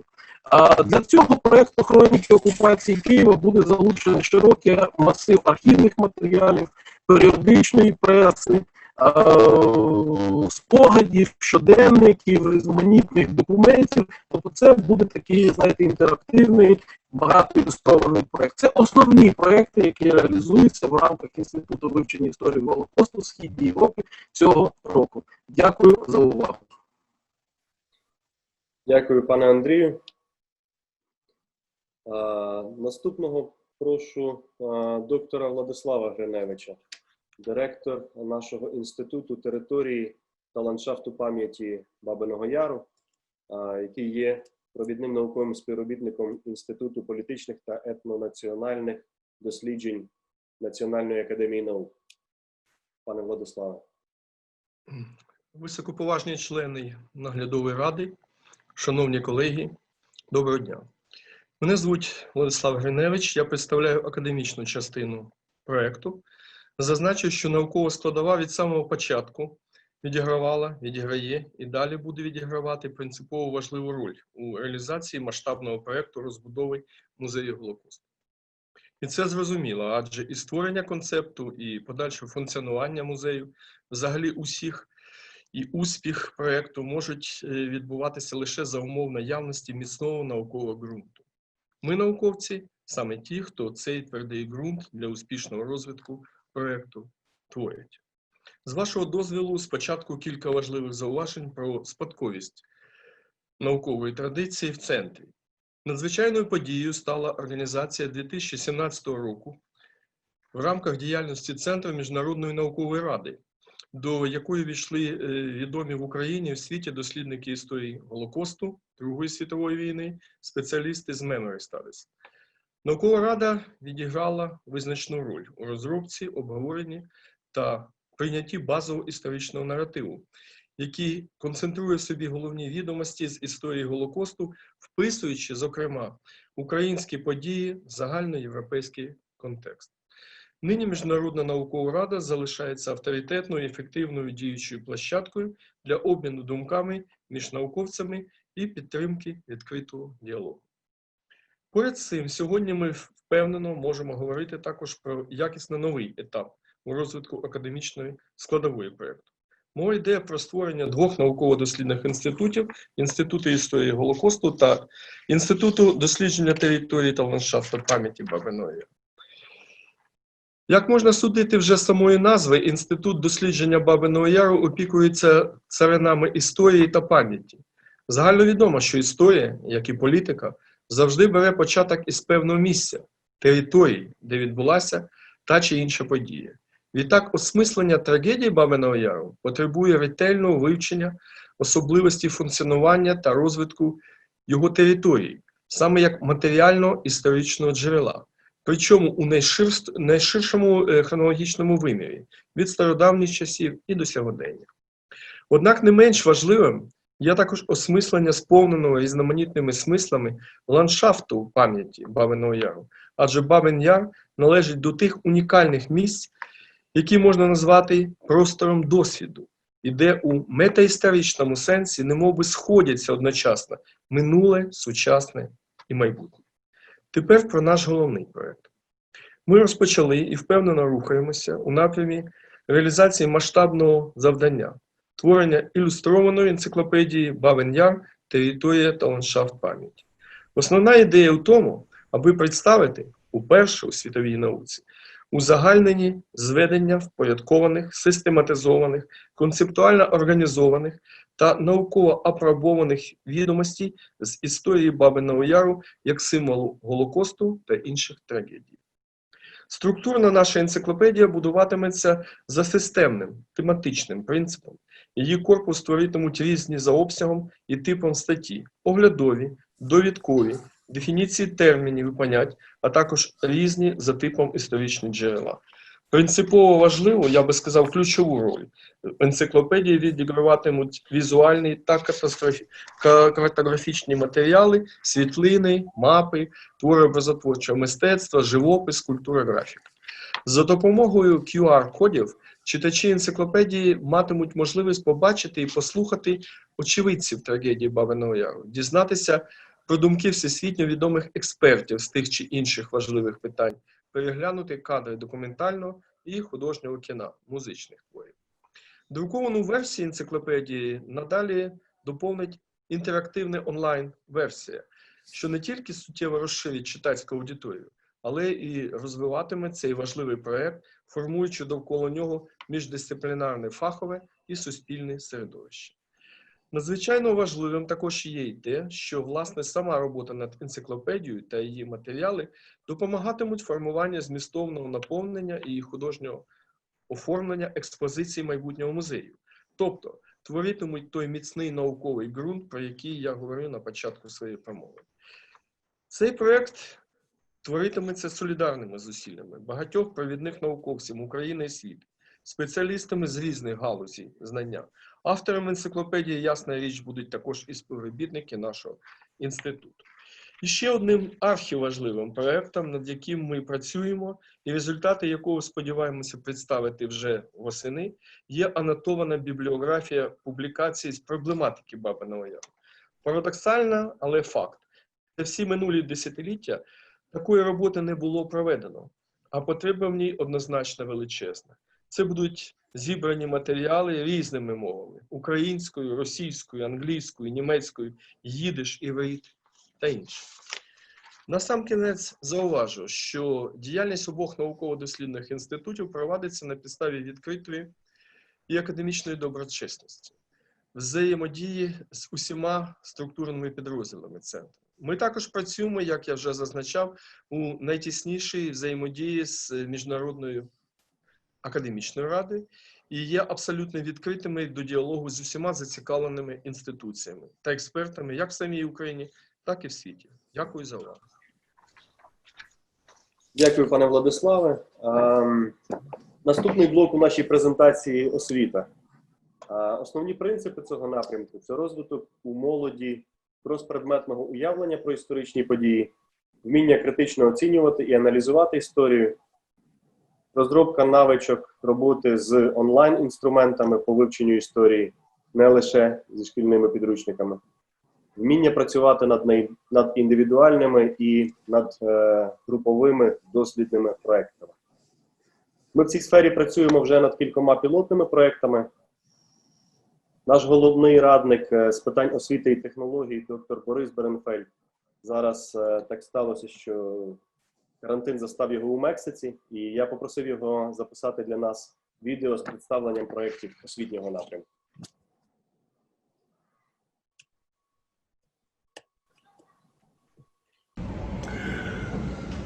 Уважаемые члены наблюдательного совета, прежде чем представить вам два образовательных проекта, над которым сейчас работает наша группа, я хотел бы сделать очень короткий экскурс в педагогику и немного в историю. Геноциду практически всегда предшествует фальсификация истории. Так режимы, особенно тоталитарные, пытаются оправдать свое существование и еще хуже – свои действия. Необходимо принципиально иначе учить детей истории. Историческое обучение должно быть прежде всего деятельностным, исследовательским, основанным на работе с первоисточниками. Очень важно, чтобы школьники участвовали непосредственно в формировании мемориальной культуры своего народа. Именно с этой целью мы в данный момент разрабатываем очень интересный интернет-продукт, который называется «Коллаборативная карта памяти». Школьники совместно, работая в сообществе, которое может быть распределено географически по всему миру, собирают исторические данные с помощью своих мобильных устройств, которые агрегируются у нас на сервере и видны в виде различных слоев на карте. Подробнее я скажу об этом позже, а пока позвольте перейти к двум проектам, над которыми мы сейчас работаем. Один из них называется «Цифровая экспедиция в малые музеи Украины». Точное число их неизвестно. Они могут быть в школе, это может быть частная коллекция, это может быть несколько комнат в синагоге. В Украине к этому большому списку добавляется цепь краеведческих музеев, которая осталась практически в каждом областном центре еще с советских времен и, к сожалению, мало изменились. Так вот, наши школьники будут пытаться найти в этих музеях интересные экспонаты, документы, физические экспонаты, произведения искусств, которые относятся к периоду 1939 по 1945 год. Для начала мы создадим примерно 20 альянсов уже в этом году. Школа, музей, эксперты. В следующем, 2021 году, мы планируем расширить количество этих альянсов до 100. Что очень важно, что это цифровая экспедиция. Мы поможем по оборудованием и школам, и музею. Мы их оцифруем. Это значит, что найдутся ключевые слова, которые как теги будут храниться в нашей базе данных, и таким образом эти документы будут доступны для поиска. И они таким образом вернутся в мировое художественное музейное наследие. Сейчас практически ничего найти онлайн невозможно. Второй проект мы называем «Красной точкой памяти». Я бы хотел показать вот эту иллюстрацию. Это кадр из фильма Стивена Спилберга «Список Шиндлера». Вы, наверное, помните, что фильм черно-белый, сделан в очень грустных, даже угрюмых тонах. Но там есть одно цветное пятно. Это красное пальто этой очень милой маленькой белокурой девочки. И Спилберг дает нам понять, что эта красная точка, этот образ, он запечатлелся в мозгу, в памяти Шиндлера, видимо, навсегда, и определил все его дальнейшие действия. Мы думаем, что в голове, в памяти каждого, кто пережил войну и Холокост, есть, по крайней мере, одна такая красная точка. И мы очень хотим сохранить их для потомства. Все это, и данные из музеев, и красные точки памяти соберутся на нашем портале. В центре этого портала уникальный продукт – это многомерная карта памяти. Почему многомерная? Как у каждой карты, у нее есть широта и долгота. Мы добавляем еще одну координату времени. Эти карты можно листать по неделям, по месяцам, по годам. На эту карту будут наложены исторические материалы. Положение армии, линия фронта, плотность населения, как она менялась по годам, в том числе и еврейского. Но мы добавляем на эту карту очень важные измерения. Четвертое измерение, вот эти красные точки памяти, это измерение эмоций, это измерение скорби, это измерение грусти, отчаяния или даже радости. Все было в это время. Мы создаем, что называется, человеческое измерение у этой исторической карты. Потом на него наложатся новые слои. Каждый краудсорсинговый проект, мы надеемся, что их линейка будет, ну, хотя бы 10-20, может быть, со временем больше. Это новые слои на карте. И все эти слои будут разговаривать друг с другом на программном уровне, позволяя делать исторические исследования. Что очень важно, комьюнити, сообщество, которое будет формироваться, сможет оставлять какие-то комментарии, верифицируя или, наоборот, отрицая то, что там есть. Таким образом, эти все на карте воспоминания и фотографии, и документы будут или повышаться в рейтинге, или понижаться. И тогда школьники смогут понять, что историческая истина – это не то, что они видели, слышали или даже прочли. Это то, что представлено сообществу экспертов или принято ими, или отторгнуто. Если принято, оно становится новым историческим знанием. Вот так выглядят два наших проекта, и так выглядит наш портал. Спасибо за внимание.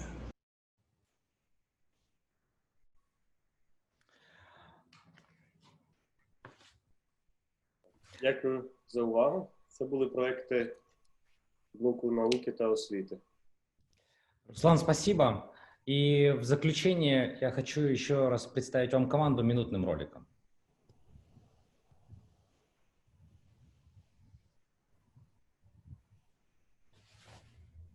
Такая большая рана, которая находится в Киеве, которая находится у тебя под ногами. Что может значить для человека війна, смерть? Через дослідження минулого, за допомогою сучасних методів ми можемо багато дізнатися про себе.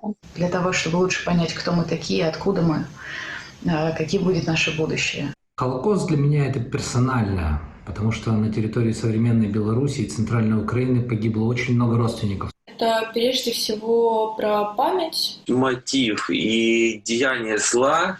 Можливість глибше відчути цінність життя іншої людини. Это действительно возможность что-то изменить и сделать что-то важное.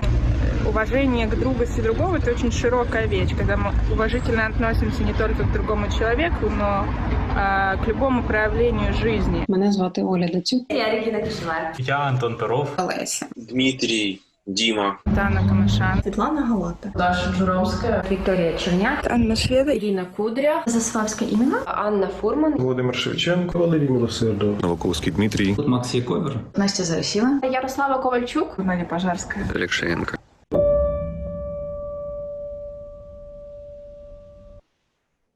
Спасибо большое команде. Натан, вам слово. Макс, большое спасибо. Прямо скажем, это заняло много времени. Представление проекта, но я думаю, очень важно нам, наблюдательному совету, увидеть, ясно представлять, в каких именно направлениях идет разработка нашего проекта. Тем более в свете многочисленных измышлений о том, что мы собираемся превратить Голокаст в Диснейленд. К сожалению, было очень много статей под такими заголовками. Я думаю, невозможно не слышать с волнением то, что молодое поколение ученых нам представило. Большое спасибо. Значит, дорогие друзья, нам надо будет еще утвердить бюджет и оперативные решения, которых Макс скажет, но тем не менее, конечно же, мы должны дать возможность, если членам наблюдательного совета выразить свои замечания, впечатления и так далее. Пока что у меня сюда пришла просьба от Славы Вакарчука сказать несколько слов. Слава, если вы меня слышите, возможно... Так, я вас чую, тільки я себе не бачу, дайте мені секунду, я не розумію. Ми бачимо вас. Ми вас... Я просто зараз, чекайте секунду. Віка, я себе не бачу, мені треба говорити. Ти можеш мені включити, де тут я? Зараз я хоч гляну, де я. Це ви себе можете бачити кожен день. Всім привіт. Я хотів би, по-перше, подякувати за дуже цікаву і я б сказав, неординарну презентацію. Все, що було сказано, воно насправді потребує глибокого осмислення. І я хочу сказати, що робота, яку було зроблено, дуже велика. Вона справді сучасна, і видно, що з всіх вимірів хлопці, дівчата, які брали участь в цьому проєкті, підходили. Це те, що я хочу оцінити і сказати, що це дуже важливо. Друга річ, яку для мене, мені здається, дуже важливо, мені особисто, як людині, яка прийшла в цей проєкт з конкретною місією, я хотів би ще раз наголосити на тому, що наша задача зробити так, щоб цей проєкт вирішив, окрім емоційної, моральної задачі, яка є номер один і дуже важливою. Це задача пам'яті, задача увіковічнення трагедії і зробити так, щоб ніколи більше ми не поверталися, щоб фактично пам'ять стала такою, щоб ніколи більше такі трагедії не могли повторюватись. Але також і для мене особисто, я думаю, для всіх нас важливо зробити так, щоб Україна в цьому контексті отримала великий позитив і велику, я би сказав, це для мене, мені здається, що це велике геополітичне значення має цей проект. І я дуже хотів би звернутися до учасників, власне, і наукової частини, і художньої частини з проханням пам'ятати, що цей проект важливий для України як для держави, і для українців, як для громадян, як і все-таки, як для всіх людей всього світу. Я нагадую, що моя бабця, прабабця Ксенія, вона теж в свій час мала досвід переховування двох єврейських своїх знайомих дівчат в Могилів-Подільському. Я добре знаю, що це таке, і для мене це теж персональна історія з іншого боку. Мені дуже важливо, щоб, власне, оця українська пам'ять, український інтерес тут були якомога більш широко і справедливо представлені. Це те, що я хотів додати. Я взагалі подякувати за історію. Єдине, що ще момент, тут був дуже такий дуже щепательний момент про те, що відбувалося в 41-му році, в той самий час, коли розстрілювали в Бабиному Яру людей. Я розумію, що ми сьогодні про інше, але хочу нагадати вам, що сьогодні, коли на сході нашої країни розстрілюють людей, а в інших країнах відбуваються звичайні події, і кожен займається своїми справами. Давайте про це теж пам'ятати, і наша місія пам'ятати, що хоча трагедія саме, власне, Голокосту, я сподіваюся, на все життя залишилась позаду, але інші сучасні трагедії, які розгортаються в різних точках світу, зокрема в Україні сьогодні, що мене особисто болить, є теж важливі, і, можливо, нам потрібно в наших дискусіях якісь проводити паралелі між сучасністю і тими подіями, які відбувались тоді. Тому що я думаю, що ми всі добре розуміємо історію, і ми дуже добре розуміємо, що все починається, як сказав правильно один з достойних відповідачів, з фальсифікації історії, з спотворених наративів, з маніпуляцій політиками,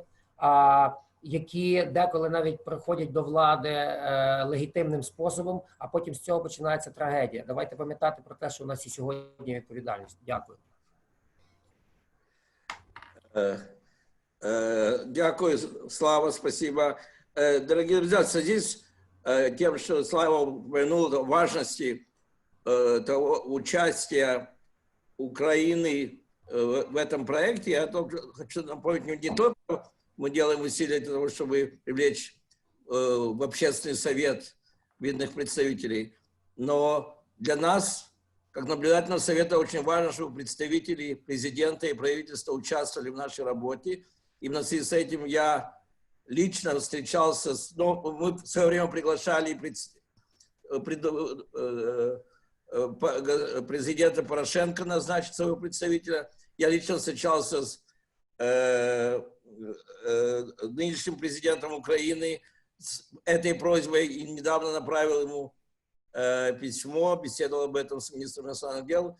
Я думаю, это наше желание, совместное желание, что как было бы важно, чтобы в нашей работе наблюдательного совета принимали участие представители президента и правительства. И это правильный подход, в отличие от требований некоторых людей, чтобы проект стал государственным. Такого рода проекты никогда ни в какой стране не были успешными, если не были государственными проектами. Я очень надеюсь, я думаю, что мы повторим это наше обращение к украинскому правительству и президенту назначить своего представителя в наш совет. Если кто-то хочет по этому поводу высказаться, Максим, пожалуйста.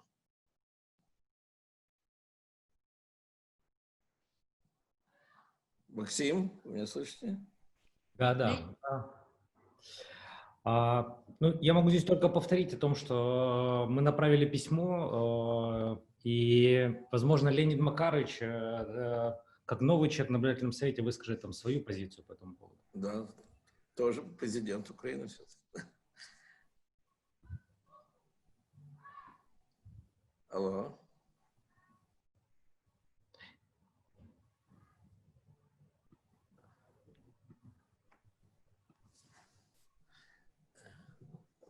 Друзья, очень коротко, если Леонид Макарович сейчас буквально паузу взял, хотел вас проинформировать по поручению официальное письмо, направленное от фонда Бабий Яр. Я передал Зеленскому и еще раз озвучил в устной форме, на что получил ответ, что в ближайшее время будет сформирована позиция, и представитель президента, они выйдут с предложением того человека, кто будет представителем президента в наблюдательном совете Бабий Яр. Ну, будем ждать. В ближайшее время такую информацию. Только лишь хотел проинформировать. Да, нет, спасибо, очень важно. Можно? Да, пожалуйста. Первое скажу, что Александр Квашневский говорит. Слышно или? Хорошо. Привет всем. Пане президент. Натан, спасибо. Очень коротко. Первое, что очень сильное впечатление дала эта презентация. Я думаю, что важно, что она идет в так многих направлениях, очень важных, потому что и исторических, и образования, и художественных. Есть там много эмоций. Это для меня очень было интересно и очень важно. Второе, я очень впечатлен тоже тем, что это группа людей, которые нам говорили, большинство очень молодые, это молодое поколение. Это поколение людей, по-моему, где-то 30+. Это тоже важно. Это знак, что символ, что это история Холокауста, она для этих людей важна, она важна для молодого поколения Украины и украинцев. И думаю, что есть в этом наш большой шанс, что мы работаем, идем в направлении таких больших интересов молодых людей. И третье, я хочу поддержать очень то, о чем Натан, наш председатель, говорил. Нам хорошее сотрудничество с правительством, с президентом очень нужно. И очень было хорошо, чтобы от имени президента и правительства были его люди в составе нашего комитета, чтобы мы могли сотрудняться на таком ежедневном уровне. И думаю, что сегодня должен быть голос нас всех как совета, что мы еще раз приглашаем и просим президента, чтобы дал своего человека, тоже правительство, и что было бы хорошо сделать это быстро, потому что для успеха проекта они нам нужны в таком формате нашего проекта, в котором принимает участие, конечно, и правительство, и государство. Спасибо. Спасибо, пане президент. Очень приятно всегда вас слышать. Мне тоже. Могу я тоже спросить, сказать пару слов? Ирина Бокова. Да, Ирина, да. Да, спасибо, Натан. Я действительно очень впечатлена. Хорошо, что у нас есть такое заседание совета, потому что как-то, я не скрою, я была очень обеспокоена теми критиками, которые были в адресе проекта и нашей работы. Макс знает об о моей, так сказать, тревоге. Я думаю, что важно, во-первых, правительство, конечно, что была такая связь, потому что иметь два параллельных проекта как-то, мне кажется, это вообще не вяжется. И Министерство культуры, и других государственных учреждений. Но мне тоже кажется очень важным, чтобы у нас был этот общественный совет. В конце концов, это общественность, это ученые, это культурные деятели, это историки, это вся общественность Украины должна была не только в курсе, но должна была как-то вовлечена посредством вот этого общественного совета. А вообще, действительно, очень впечатляюще. Я поздравляю весь экип, который представил нам эти проекты. Я пошлю тоже со своей стороны, потом я не хотела бы сейчас очень много времени занимать, но меня очень интересует образовательный проект. Может быть, вы знаете, что когда была в ЮНЕСКО, я вела очень большую работу по образованию по Холокосту. И мы делали в 11, 12, 13, у нас специально были разработки, как, так сказать, обучать и ввести в образовательный процесс вот эти темы, которые иногда воспитатели говорят, что это трудно там в начальном образовании, потом. Так что очень интересная работа уже была.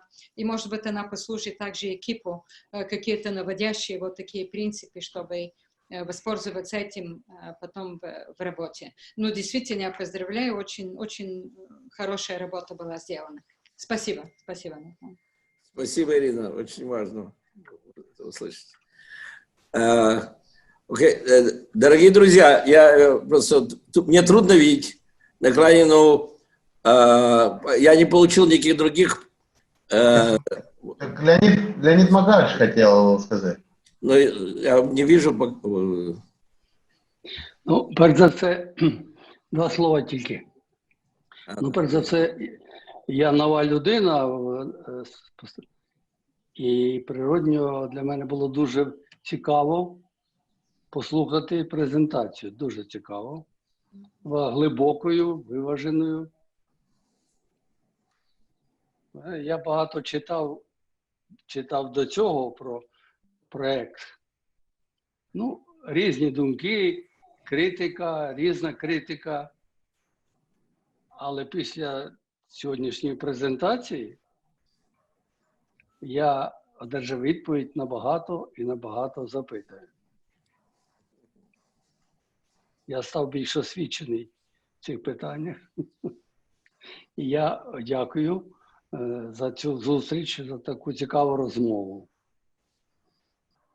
Дійсно, мені хотілося б, щоб в музеї була ідея проєкту на людському рівні. Не тільки на науковому, це важливо, на освітньому, на історичному, а на людському. Як жили люди, як вони переживали, і як нам потрібно жити, які висновки робити. Це дуже важливо. А в цілому я хочу подякувати вам за те, що мене запросили до участі в Раді. Ну, я бачу своїм завданням діяти так, щоб було корисно і для мене, і для справи. Дякую. Дякую, пане президент. Это дуже приятно. Мы очень рады, что вы участвуете в нашей работе. Значит, дорогие друзья, во-первых, я думаю, что лучший ответ на ту критику, к которой надо относиться, естественно, очень внимательно, это сами проекты. И я думаю, что презентация, которую мы увидели, отвечает на многие вопросы. И действительно, я хочу согласиться с президентом Кожнецким. Тот факт, что команда наша такая молодая, это производит на нас, стариков, это производит очень сильное впечатление. Значит, спасибо и Максу, и Илье, и всем, кто принимал участие. Дорогие друзья, нам надо еще утвердить бюджет. Натан, вот мэр хочет выступить. Ну так я не вижу отсюда, что же, естественно. Господин мэр, Друзья, тут многие сказали уже по поводу впечатлений, достаточно хорошая презентация и действительно ответ на очень многие вопросы. Хотел вас проинформировать и сделать по одной ситуации, также высказать предложение, на котором сделать необходимый акцент. Буквально несколько дней назад у меня была встреча с амбассадором, послом Германии, где у меня достаточно долгие теплые отношения и с самой Германией, и с послом, где был поднят вопрос в отношении той информации, которая распространяется, в том числе в немецких средствах массовой информации, негативной информации, которая, я думаю, не случайно выходит и создает такой очень нехороший ореол вокруг данного проекта. Задавала очень много вопросов, делала акценты на издания, которые достаточно серьезные издания, выходило много публикаций.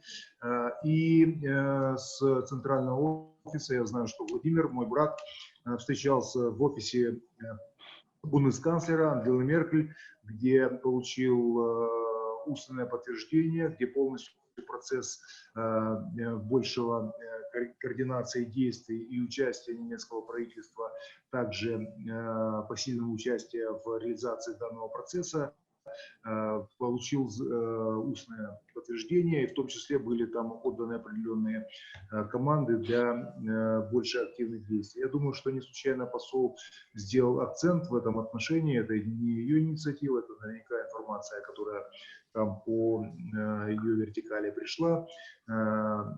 Хотел вас в этом плане проинформировать, и очень важно в медийном пространстве на сегодняшний день делать какой-то упор для того, чтобы отбивать те информационные атаки, которые мы видим эхом приходят даже из Германии, что может быть на самом деле проблемой для, ну, хотя бы там не прямой проблемой, но возможными какими-то последствиями нести для самого проекта. Я вижу там Йошка Фишер, с огромным уважением к нему как политику, как такой публичной персоне, которая является авторитетным человеком в Германии. Также человек, который может мониторить данную ситуацию. И в этом ключе, на мое четкое убеждение, что есть прекрасная презентация, есть много ответов на те, которые вопросы были поставлены. Нам необходимо акцент сделать на ответе на те обвинения и ту критику, которая входит. Это работа пресс-службы и донесение сигнала, что мы делаем, как это будет, что мы представляем, что это за проект, так как есть... Ничто не приходит ниоткуда, и вся эта информация искаженная, она сманипулирована теми людьми, но время покажет.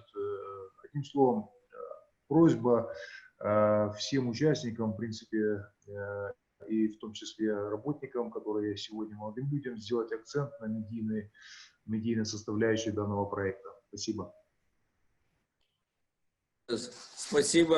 Спасибо большое. Я должен сказать, мы, по-моему, говорили недавно о том, что очень важно нам, чтобы был серьезный профессионал в нашем профессиональном, среди наших профессионалов, которые занимаются именно вопросами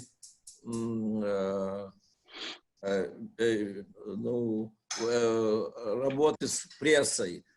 Я думаю, что это совершенно срочный вопрос, но по результатам этого нашего заседания будет написано заявление, я думаю, оно будет разослано буквально в ближайший час, и если у кого-то будут какие-то замечания, дайте свои замечания в течение нескольких часов, но я думаю, что лучший ответ на критику, поскольку политическая критика это всем понятно, но обвинение в том, что мы изменяем саму природу изучения или подхода к Голокосту и превращаем это в своего рода игры и так далее. Я думаю, лучший ответ, который на это Да, то, что я и говорил, что подождите, пока будут сами проекты.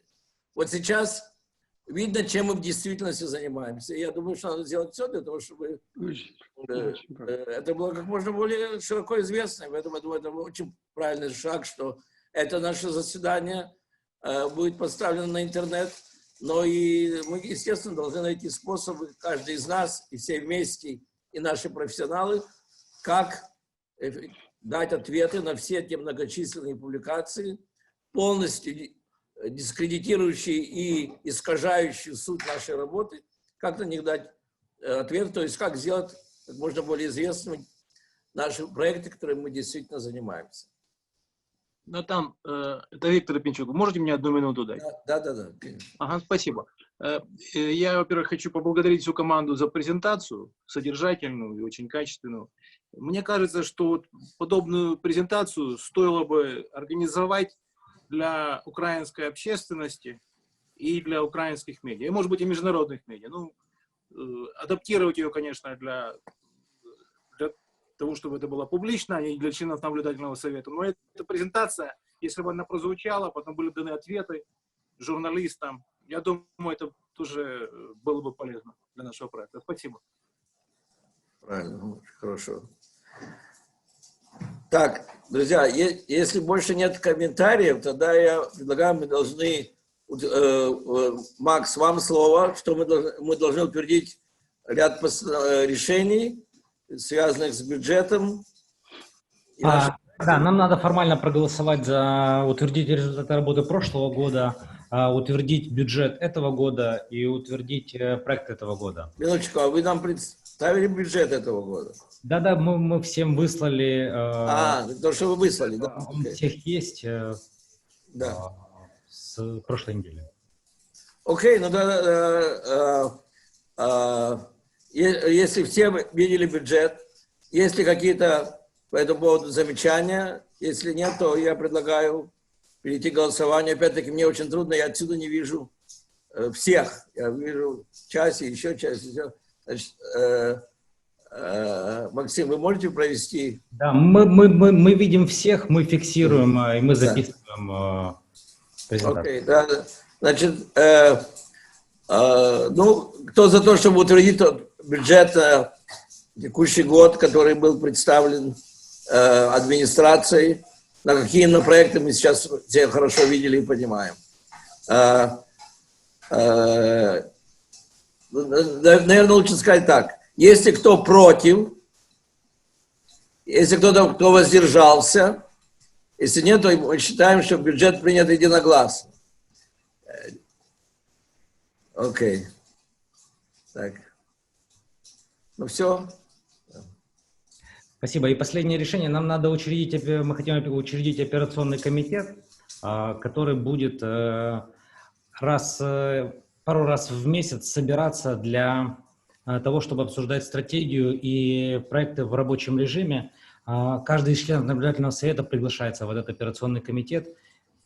Поэтому просьба поддержать это решение, мы это включим в протокол заседания. Мы сейчас голосуем только за факт создания такого. Да, окей, хорошо. Потому что дополнительных кандидатурах, которые будут добавлены к членам наблюдательного совета, или если часть членов не хочет быть в этом операционном совете, это сейчас мы не можем начинать этот разговор. Мы сейчас говорим только о создании такого операционного совета. Нет, в этот операционный комитет будет входить менеджмент, и в любой момент те члены наблюдательного совета, которые хотят принять в этом участие. Это, так сказать... Это правильно. Понятно. То есть все члены наблюдательного совета для принятия участия. Да. То есть надо цель менеджмента заранее, достаточно рано, чтобы члены наблюдательного совета могли решить, хотят или не хотят они принимать участие, или могут или не могут. Окей, договорились. Значит, опять-таки, если кто-то против, если кто-то воздерживается, если нет, то такое решение принимается. Окей. Все. Спасибо большое. Дорогие друзья, еще раз большое спасибо Максу, Илье и всей этой команде. Некоторые из этих лиц я видел впервые. Это очень интересно, и мы надеемся, что это только начало очень интересной большой работы по нашему уникальному проекту. Я благодарю всех членов наблюдательного совета. Так приятно вас видеть в полном составе, несмотря на то, что каждый сидит в изоляции у себя в доме. И много-много здоровья всем нам. Спасибо.